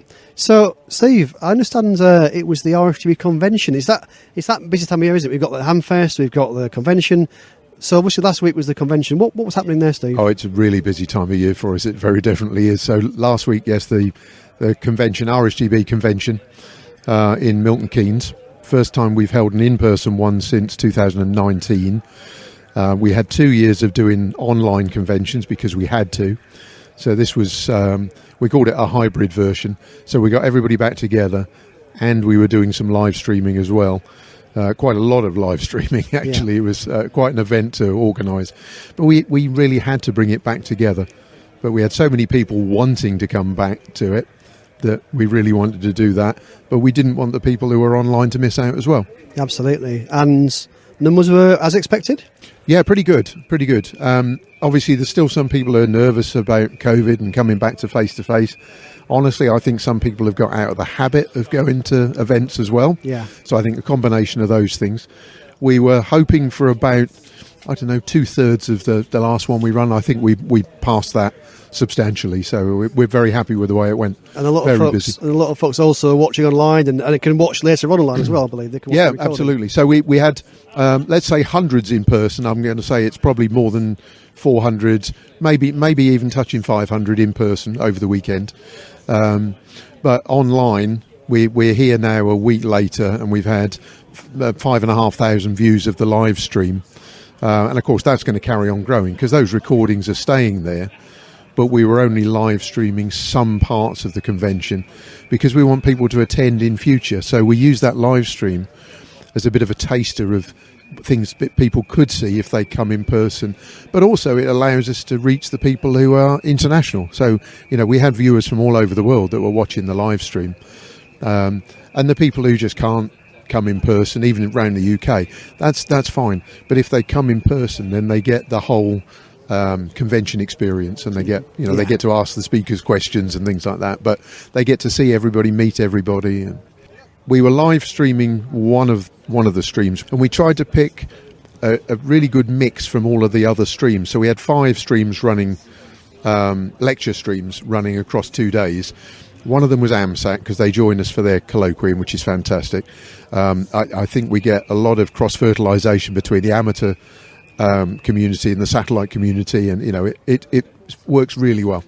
But they live stream their stream, so they're running, we call that Lecture Room 5, they're live streaming that, and we live streamed Lecture Room 1, so we've still got another 2 lecture streams. There was one we weren't videoing, but we've still got lots of videos to put out over the year, just to keep things moving. But the breadth of amateur radio, we picked what we thought was the best mix to show the full range of amateur radio to anybody who was watching. So of course they're available for people to watch, on YouTube whenever they want to, the whole live stream. But then we'll add some more videos from the other streams throughout the year, and that means clubs, if they want to, can use those. during their club meetings if they want to. That's fine. They're on YouTube. They're available. The people can watch them from home, whatever they want to do. So it's really about reaching all these people at home that may not be able to get to the convention. So a mix of everything, really. Sure. And we chatted earlier. You mentioned there was quite a thought-provoking keynote speech. It was, yeah. So Tim Ellum, the IARU president, joined us for the keynote, and he also did an after dinner as well. But the other thing that I did is we did lots of interviews during the convention as well, and they went out on the live stream. But I interviewed Tim Ellum, IARU president, Stuart Bryant, RSGB president, and Larry McGriskin, who's the IRTS president. We very rarely get the opportunity to have three presidents together for a chat. So that's on the live stream as well. And we've just put just Tim's keynote and that interview out separately on YouTube. And he had some really interesting things to say. But that's a really good opportunity now to pass over to Stuart, who's here, and he can probably pick up the story from there. Cool, brilliant. Okay, so Stuart, I'll pass it over to you. Tim Ellum, who we were delighted to have at the show, at the convention, was talking about the threat to Spectrum. And without Spectrum, there is no amateur radios. So that's the most important thing for us to focus on at the moment. There's a lot of new demands for Spectrum. There's a lot of demand for clean spectrum, so sharing with radio amateurs is becoming harder. Some people are demanding to have exclusive use, whereas previously we would have shared. This is a particular problem because one of the Galileo systems overlaps with the weak signal part of 23 centimetres. And the result of that is that they're basically saying amateur radio should not use 23 cm or use it at power levels that will be completely inconsistent with long-distance communication. So we've got that fight to have, and that's become really quite seriously political with the European Commission. Then there's a threat to 6 metre weak signal because there's a sensing satellite that the climate community want to fly, and that's going to be a radar that runs on about 45 megs, and its sidebands will overlap the weak signal part of 6 metres. So there is a threat to weak signal work on 6 metres. So these are commercial users that are wanting to come into the amateur spectrum, essentially. That's the science. That particular one's the science. Galileo is really commercial stroke government sat-nav. And it's the value-add one where they'll charge for, I think. The 6 metres is the climate scientists, but there are other pieces of spectrum where the climate scientists are looking for in HF. And then there's government services that have realised that satellites are becoming too vulnerable, and so they want to go back to HF. And modern digital techniques allow them to bond multiple channels and build fancy new waveforms that allow them to put quite high bandwidth data over HF. So there's a big government push. There's also the vendors are pushing this because they can sell new equipment. So there is a threat to HF as well. And of course, there's a bunch of threats to higher microwave bands as well. So we will struggle to keep our 9% of the spectrum. Wow, 9%'s a lot. We have 9% at the moment, and people have noticed it's a lot. But, we do a lot of different things. We're a service that uses many different frequencies, which is unique to the amateur radio service. Only certain government services use that variety of spectrum in other applications. Now, the way that we protect this is that we lobby. We try and build our positions. We go to standards meetings. We go. We will attend WRC and a sort of an observatory sort of state. We don't get a vote, and the only way we can get our representatives there is for the IARU and the member societies to fund them, and so. Being a member of your National Radio Society, whichever country you're listening to this from, is really important because that membership money contributes to going to these meetings where we are going to do our best to save the spectrum that we've got. Yeah, and we spoke to you back in Germany, back at Friedrichshafen, about the work that was behind the scenes. I know there were a few meetings there with the IARU and the other national societies who were getting together, and I think the 23/7s was the hot topic at the time, and it still is. Still is. 23/7s is under significant threat. Now, our view is that this is an unreasonable threat because if the services can't cope with a few amateur radio transmissions, it can't cope with any of the other potential malevolent threats on the band. So I think their case is weak, but it's a question of whether we can make it to the governments that vote. So it's that influence that we need to gain to influence that. The way to influence a standards body is you've got to go there. You've got to go there a lot. You've got to be seen as a friend. You've got to help other people with issues that are not of importance to you but are important to them, and then they're more likely to help you with issues that are important to you. I've been doing standards work for over 20 years now, and the model seems to be the same still. Right? You become a friend, you become well known, and you acquire influence. With influence and friendship acquires the ability to get the things that are important to you. And in this case, the thing that's important to us is preservation of the spectrum and freedom of action in the amateur bands. Sure. So I think the message there is to support your national society, and even though you may not see the work going on, it is happening in behind the scenes, and it's there. As you said, the spectrum's really. Without the spectrum, we haven't got a hobby. Right. And indeed, I think we do you want to talk about our plans to try and explain to people how we influence so many aspects of operating amateur radio? Yeah, I think we certainly keep trying to do that, Stuart. It's interesting. Some amateurs don't actually see this activity that goes on behind the scenes. And you said we talked to Murray Nyman. Murray, that's right, yeah. And part of our Spectrum Forum and the work that he does when we were in Friedrichshafen. So this sort of stuff goes on all the time behind the scenes, but it has to maintain what we've got, which is what Stuart was talking about. The other thing I was going to mention, Stuart, which I think would be useful, was Tim mentioned about amateurs accepting change and accepting new modern technologies and things like that. So I think that would be really interesting if you want to pick it up there, Stuart. Yeah, thank you. So, yes, amateur radio has always been at the forefront of radio technology. That's not to say we should abandon the people who want to do traditional things. AM on 80 metres is absolutely fine as far as I'm concerned. But equally well, the new techniques are really important, because it's hard, again, to justify our spectrum unless we are doing new things and demonstrating a value to the people who fundamentally allocate spectrum to us. So it's important that we learn and develop new things. It's also and do experiments that couldn't be afforded in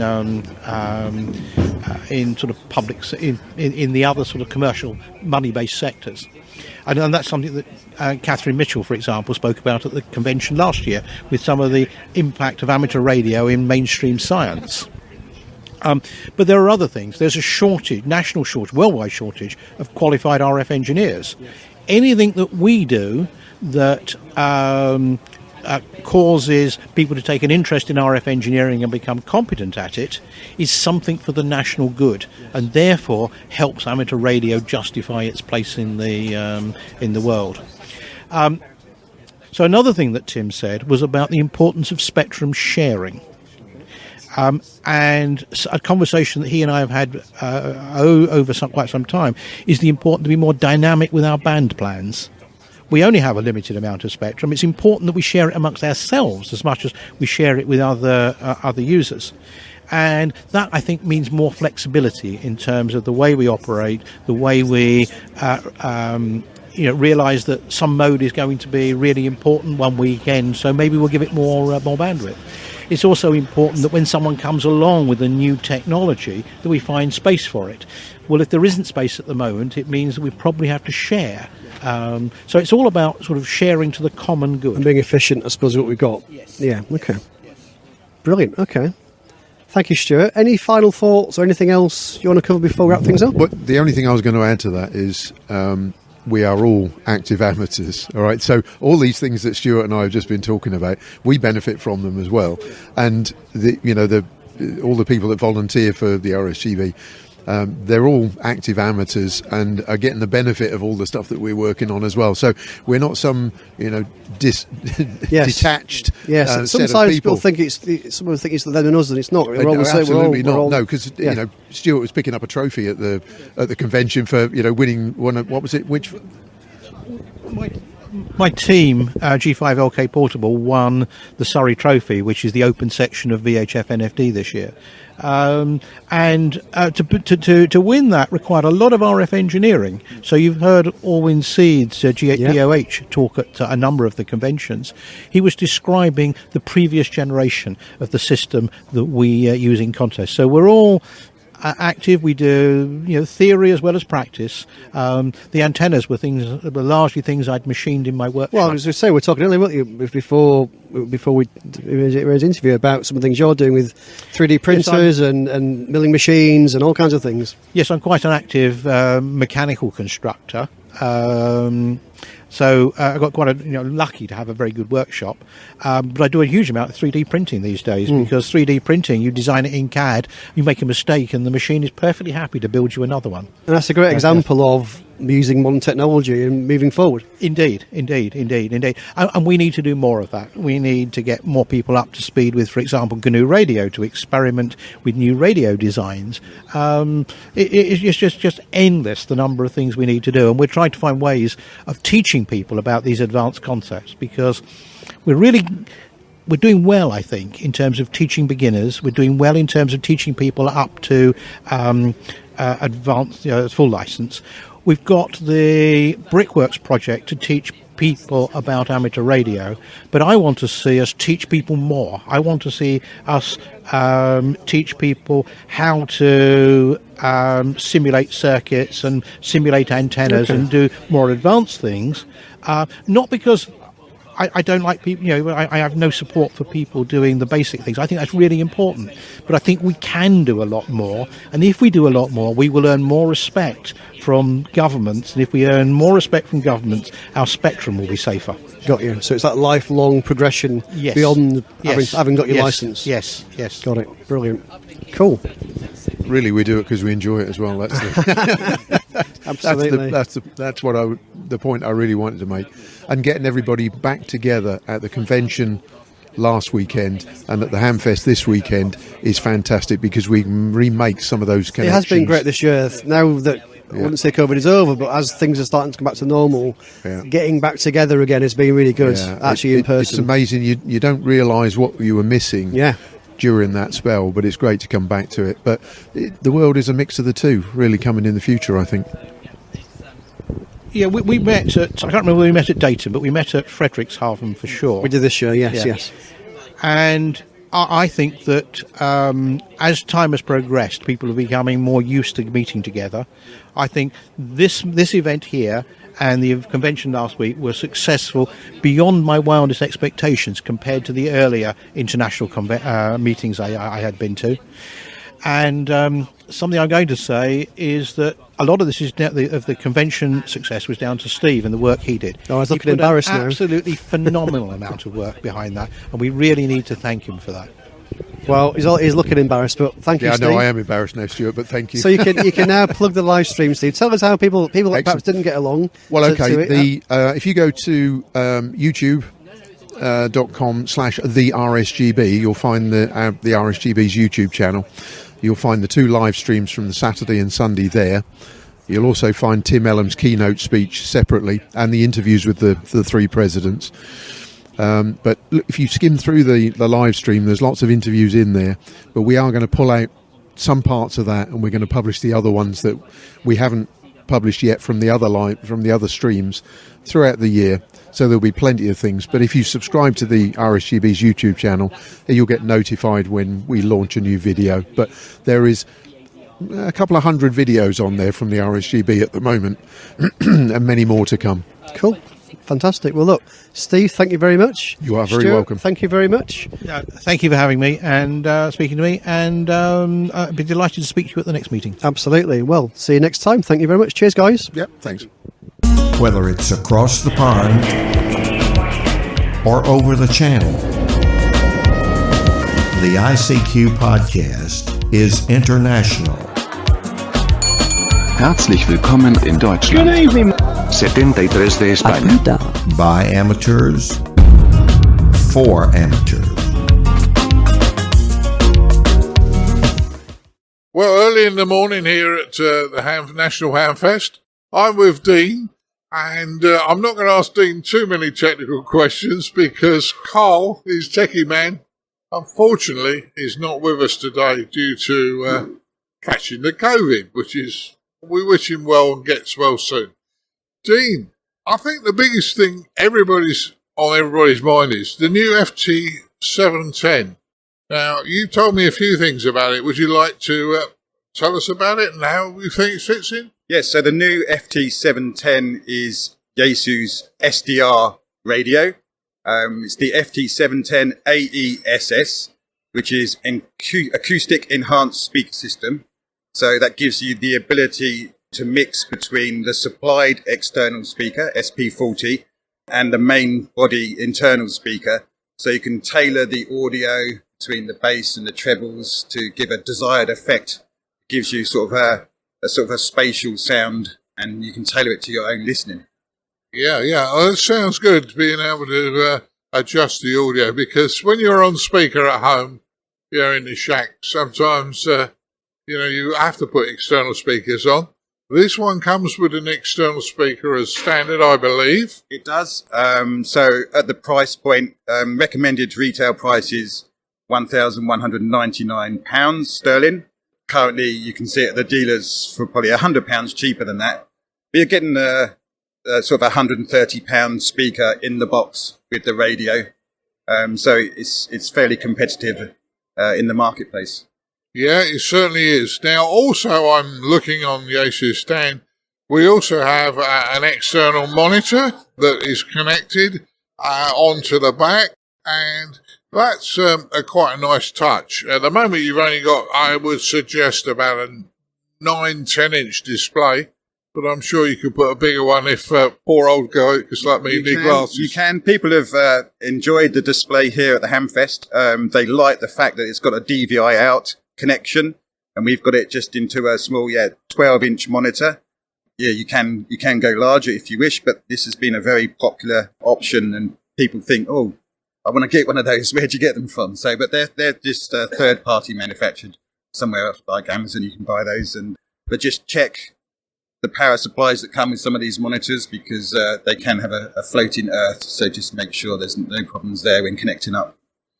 Yeah, that's good. Now, I've listened to a few people in the past on the FT101 and the FT10.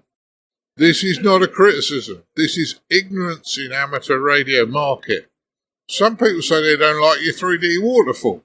Now, I know you can turn it off, can't you? You can put it into 2D. So what's the problem? You can turn it off. You can select various different option screens to display. So if you're not comfortable with the 3D waterfall, there are other options. You can see here, we can, the listeners won't be able to see, but you can tailor the level, so you can just pull out the spikes coming through from the signals, and you don't have to have so much noise. There's lots of options to display the best for you. Yeah, which is very good. And I raise that, Dean, because I've heard people say, oh, I don't like Yaesu's waterfall display. And I say, guys, it's configurable. If you don't like it, don't kill a radio off because you don't like one thing when it's configurable to how you want it anyway.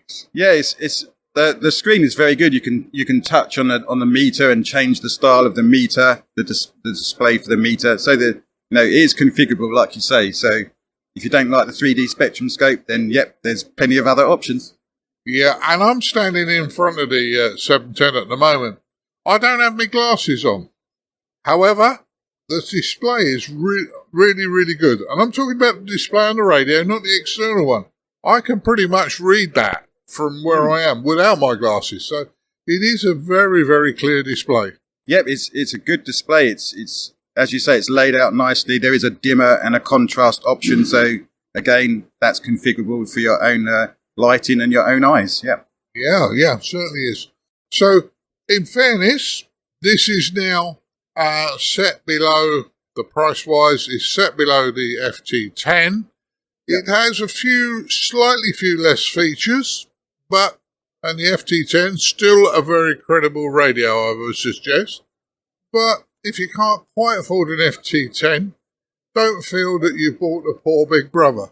Exactly, yeah. The FTDX10 is a very popular rig for us, and it's good to be at the show. For not being here 3 years, we've seen customers who have bought the FTDX10 during lockdown and come to us and say, love it, it's great radio.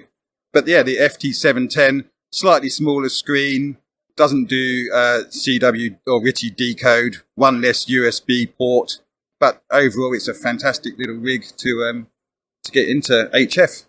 Yeah, I agree with you. And after 3 years, or I think last time it was 2019. 2019. Yeah. It's great to see that you've made the commitment to come back to a major show. The National Hamfest is not as stacked out as normal, but Yaesu have certainly made the effort to come along and demonstrate their product, which I think is very good, actually. No, we wanted to make the effort.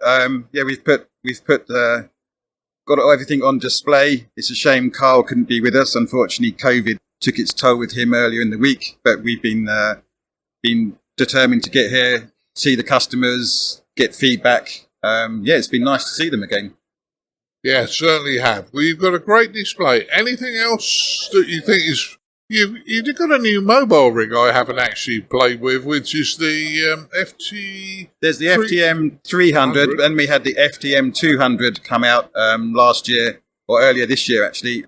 So that's another C4 FM System Fusion capable rig. So if anyone's wanting to connect with wires or get onto C4 FM, that's another option for them.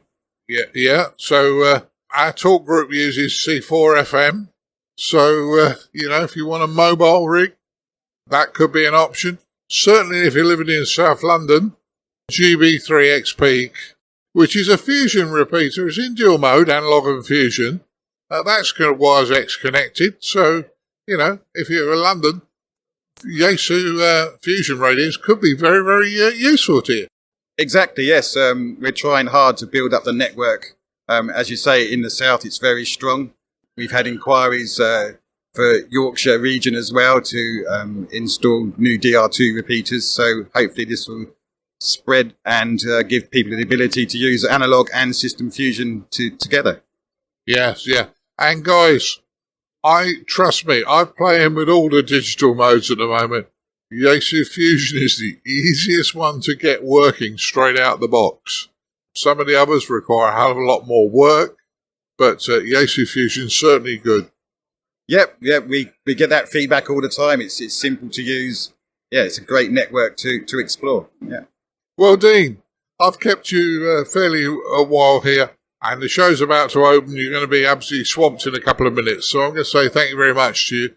But you're down in Winchester. Do you want to give out the Yaesu website so that people don't have to look it up? Yeah, it's www.yaesu.co.uk. Please get in contact with us if there's any technical queries, or even if you want spare parts or support, we're here to help. That's great. Listen, thank you very much for your time. Thanks very much, Martin. Thank you. ICQ. Do you? Okay, we're here at the National Hamfest in Newark 2022.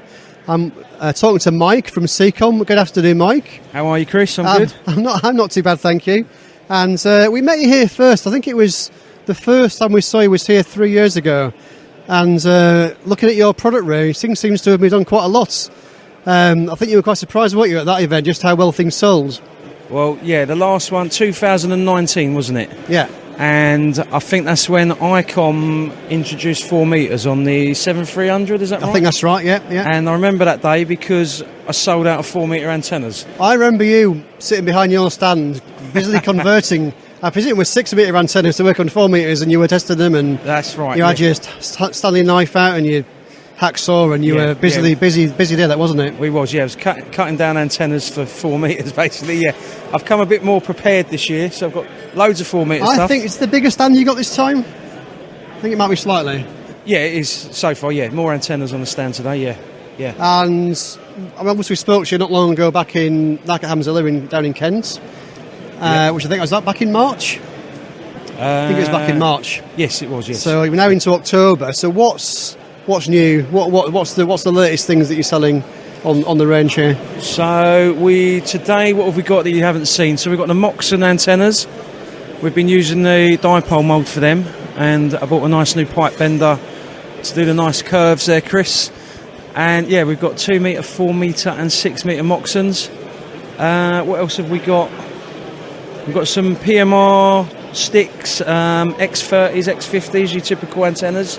Right, okay. So we've got a few of them on the stand. So those PMR, I was looking at the PMR sticks, so they're for 446. Yes. That's interesting, okay. It is interesting. Okay, well, not got any further on that one, but that's interesting, okay. And you've got your J-poles, which obviously are always popular. Yes. But I believe take a long time to make. They take a very long time to make. I know I've said it every year, I keep saying I'm going to stop making them, but I feel bad. So many people ask me for them, I get messages weekly. I'm on a few of the 4 metre Facebook groups as well. Right. And everyone raves about them. So, yeah, I've bought a load along today. I've only got about 4 left, actually. So do you get folks that kind of say, I'll meet you at Newark and I'll collect it then? Yeah, had a lot of people collect today, yeah. Like a waiting list of people waiting to come and see you. Oh, that's good. Yeah. And in terms of your manufacturing, I know obviously I think we spoke to you originally about some of the kit that you've got in your engineering, capability to be able to do some of the crimping and some of the moulding. So what has that moved on? I bought another injection moulding machine. It hasn't made the process any quicker though. I can only sort of use one machine at a time. Right. But haven't got the waiting time for plastic to warm up. It's they're not great big massive machines. So I can only churn out one antenna every 8 minutes. And right. Working full time and trying to do that outer work, it is very time consuming, but we got there. We've made a lot of antennas. You're a busy guy. So do you tend to, I guess then what you're doing is before an event you are stockpiling, building up your stock, is ready to sell. Is that the idea? Well, I've been making them all year round now, so I've got a lot of home still. So I want to get the website up and running properly. Yes, that's a good point actually. What's the website, Mike? It's just time, Chris. It's family, and I work in the day then making these, and I'm selling enough antennas not to have the website. It's up at the moment. So the demand is there anyway, even without the website. Yeah, and I had it on for a while, and I'm going to be honest, it just stressed me out. Yeah, it's just. So until you decide to do this full time, if you ever do that, then it's not. The trouble is to do it full time. Would I match my wages from my daytime job? Yeah. Well, I get it. I understand. So I keep it as it is for the minute. I've got enough stock now to launch the website and be reliable. And what are you finding selling certainly today? It's the afternoon now, so you've had a few hours of trading. What's selling the best? Today the Moxons have flown out. Right. Honestly, I didn't think they'd do that well. And you got 2 metres, 4 metres, and 6 metres, yeah? Yeah, I've got a couple more not with me. I've got a phased harness. You can stack 2 antennas up. Okay. For a bit more gain. But it's too much to fit in the car today. Yeah. But yeah, they've sold really well today. Excellent. Okay. Interestingly, last time we was here, I sold out of pretty much every dipole I had. Right. Not really sold many dipoles this year. Okay. It's all been the white sticks and the Moxon. And are you finding the 4 metre aerials are still selling well? I've sold more 4 metre stuff again today. Yeah. Okay. Yeah, more than any other antenna. Yeah. So it's becoming quite a popular band, I believe. What my colleague Martin, who I think you met before, he's just bought an ICOM 9700, which is this new HF. Well, not that new now; it's been a little while, but it's a new UHF VHF radio which does some of the higher bands, and I think 23 SEMs is an aerial that he's trying to find this weekend, and unfortunately I don't think there's many folks selling them. Funny enough, a lot of people have asked me today for 23 SEMs, so I think I'm going to go away. The shells that I buy for the white stick type antennas, I buy them as a shell. I think I'm going to make a 23 centimetre dedicated antenna, because there are various other antennas like the Diamond there, the X5000, but I believe where it's designed for 2 metres, once you get up to 23 SEMs, your angular radiation is going to be probably, I'm guessing, up towards the sky, right where you want it. So I'm thinking if I make a dedicated 23 SEMs antenna, it should do well, because you're right, there's not much about it. I think, I agree, and I think that there's a market there because there are now radios out, well, they have been for a while, but there is a new radio out that supports that, and people want to use that band. And in a short length, because it's such a high frequency, we could probably get some nice gain as well. Yeah. So absolutely, yeah. Cool, okay. Yeah, so it's on the it's on the drawing board. We're going to do it. So, before we wrap things up, if people do want to get hold of you and get an aerial, I know you're really busy, I know you've got a full-time job, and this is kind of a thing you do in your spare time. Yeah. What's the best way to get hold of an aerial from CCOM at the moment? Well, the website's up. Go on there, drop me a message. The products are on there at the moment. Ccom.co.uk. Brilliant. CEECOM. Well, funny name, isn't it?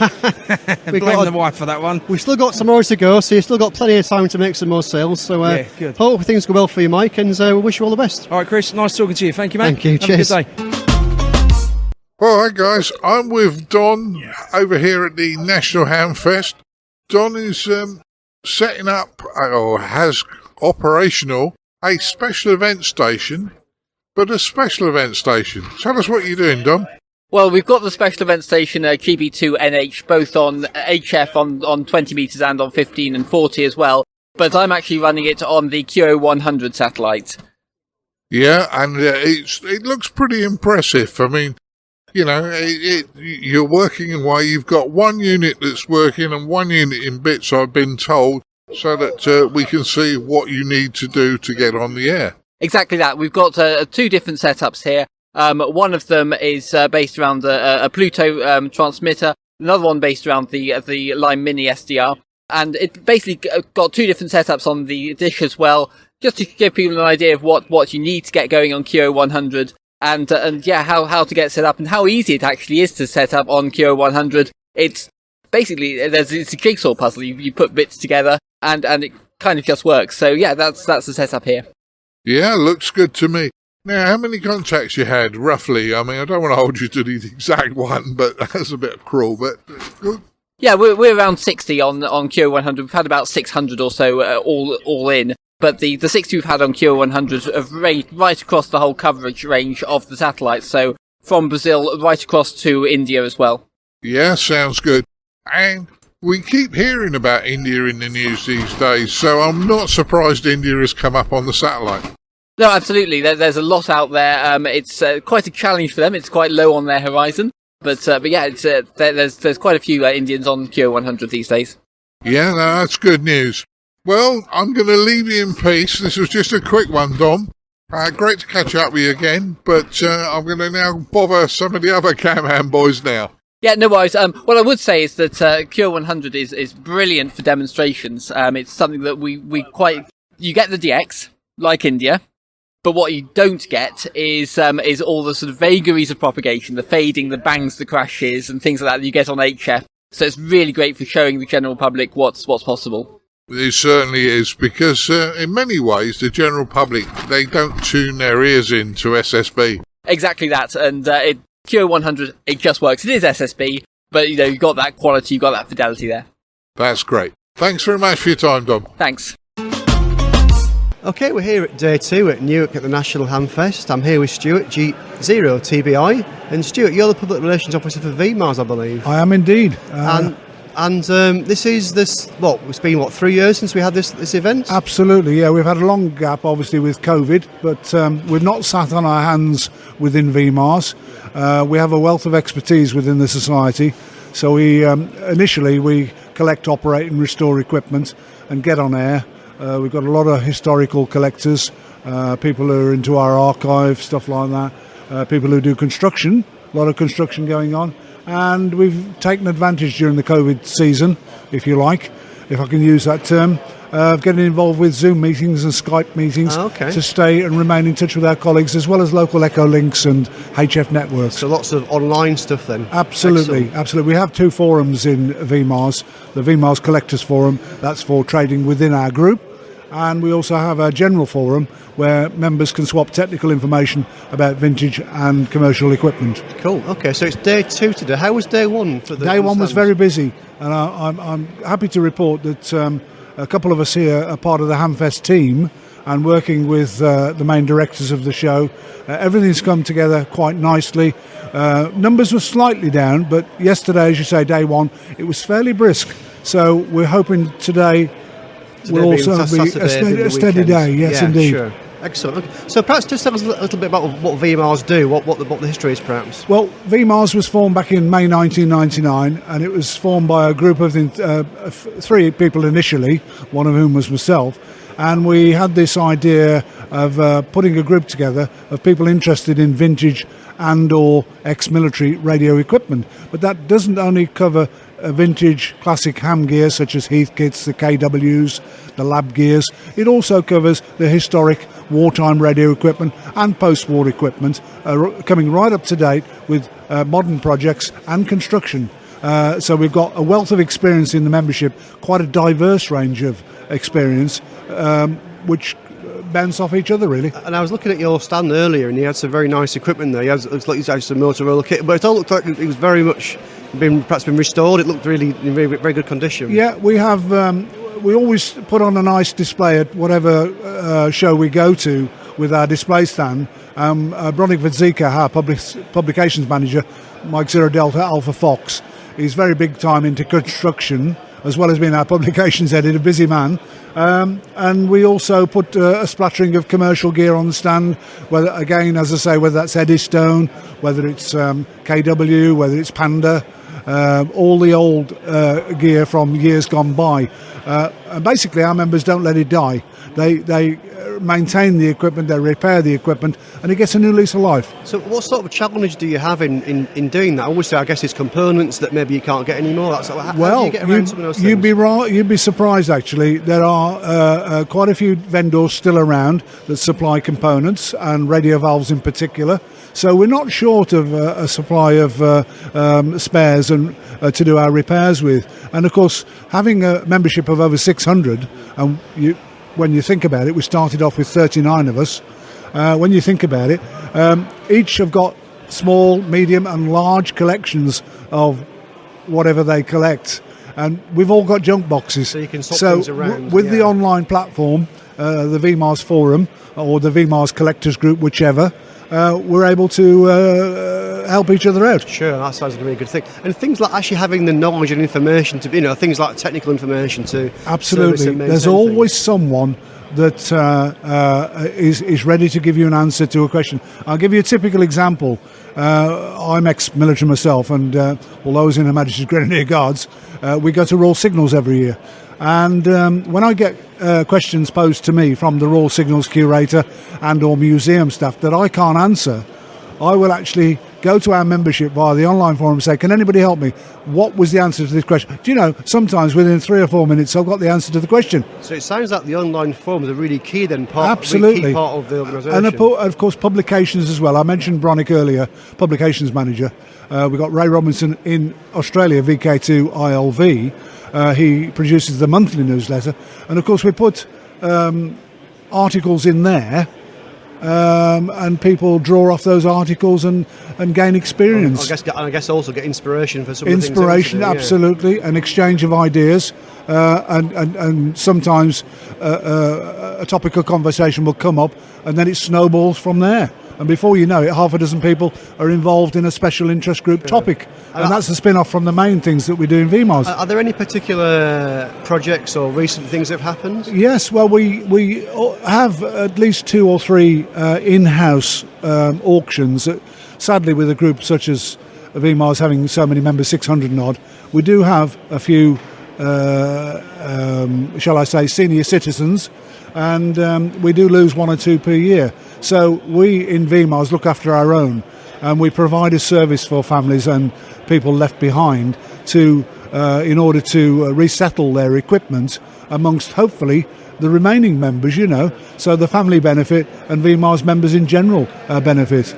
Sure, and I think, sorry. And not only that, of course, several of our members have got ex-military vehicles. I was going to say that, yes. So we go to military vehicle events. Many of us are members of the Military Vehicle Trust, IMPS. There are so many little military vehicle groups.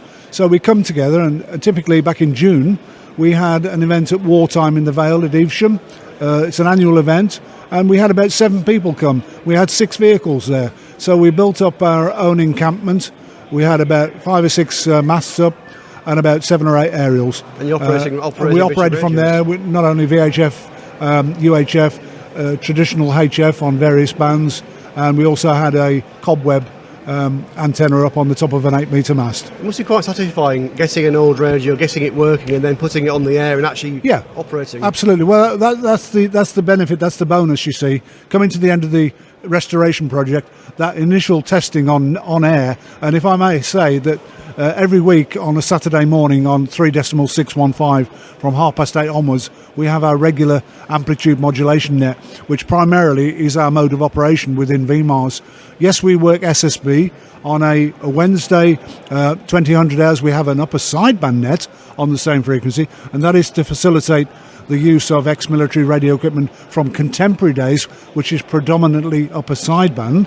And I think the amateur radio community now have accepted that, albeit that once upon a time they used to moan and say, "Oh, this is lower sideband," but it's it's not written in stone. And then on a Friday we have a lower sideband net, and it's a general chit chat net. But again, topics of conversation come up within those individual forums. But the weekly AM net can have as little as 12 members on there and as much as 25 members on, with various bits of equipment. And we also talk to our sister organisation, not directly connected, but we have a group in the Netherlands called the Surplus Radio Society, and we keep in touch with each other. We swap information now and again, and we occasionally talk to our brethren in the Netherlands. You mentioned earlier about that you've got someone in Australia, so is this very much an international group? We're a national stroke international group, and we have people in Australia, the US of A, Belgium, France, Netherlands, Germany, the Far East, people in Japan, and these are sort of serious collectors of bits and pieces of equipment.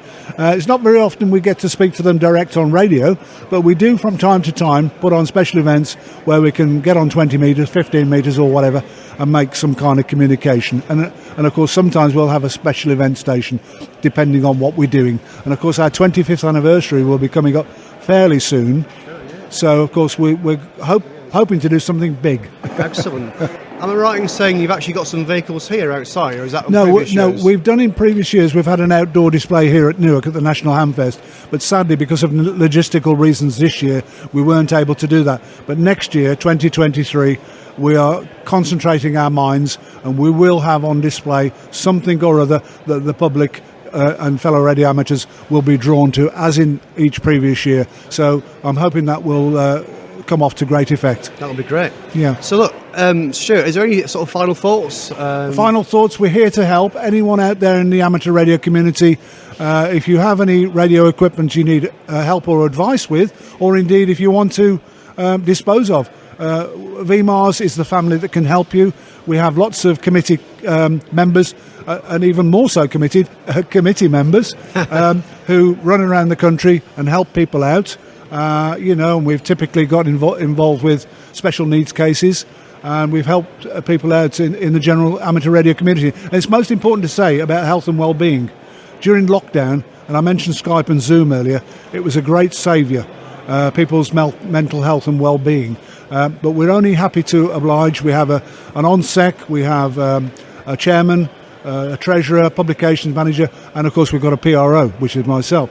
Anyone can write to us and we'll be happy to help. Thank you. And the website for VMARS? The website for VMARS is www.vmars.org. I'll spell it again, www.vmars.org, and we'll be happy to help. And the forums and things you get from there, I guess. The forums you mentioned earlier, I guess you can link to from there. Yeah, the forums are then when you become a member, you can go onto the members forum for general chit chat, or you can go onto the collectors forum for trading amongst our own members. Fantastic. Stuart, thank you very much. Nice to see you. Have a great second day. As always, and I hope it's a great day. Thank you. Cheers. ICQ. Do you? Well, everybody, I really hope you enjoyed our first flavour of UK Hamfest, and it was great to be back with everybody, with the colleagues there from the UK, mostly back together again, enjoying a couple of days at UK Hamfest and meeting friends throughout the hobby, and was certainly an enjoyable time for all. I hope you agree, Dad. I certainly do. Great time we had, and it was nice to catch up with people we haven't caught up with for 2 or 3 years. And I must admit, and probably that's the way it should be. I was caught many a time giggling with somebody and have a big smile on her face and cracking jokes and all those sort of things. So great for amateur radio, but the Hamfest was great for getting back and meeting people and just enjoying yourself. Exactly. Now, talking about getting out and about and meeting people and communicating, etc. Great news on the digital group. It looks like version 2.0 is ready to go. Not only is it ready to go, Colin, it has gone. We are live on 2.0. Which is, I keep telling people it's coming. But in fairness, for the user, not necessarily for me, but for the user, this has been pretty transparent. The system has been down. We've managed to migrate over. The only people that are going to suffer any pain are the ones that have been ignoring me for the last 2 months of saying, update your hotspots, because the IP address of the talk group has moved. But apart from that, we now really do have 5 modes at the moment, live and operational, and that being Brandmeister, DMR, D-Star, Yaesu Fusion, NXDN, and P25. And, it's working well, Colin. I'm quite happy. At least I feel it's more supportable as the 2.0 box, and onwards and upwards, I'm going to say. And those who don't have a digital radio, you can still connect via DroidStar.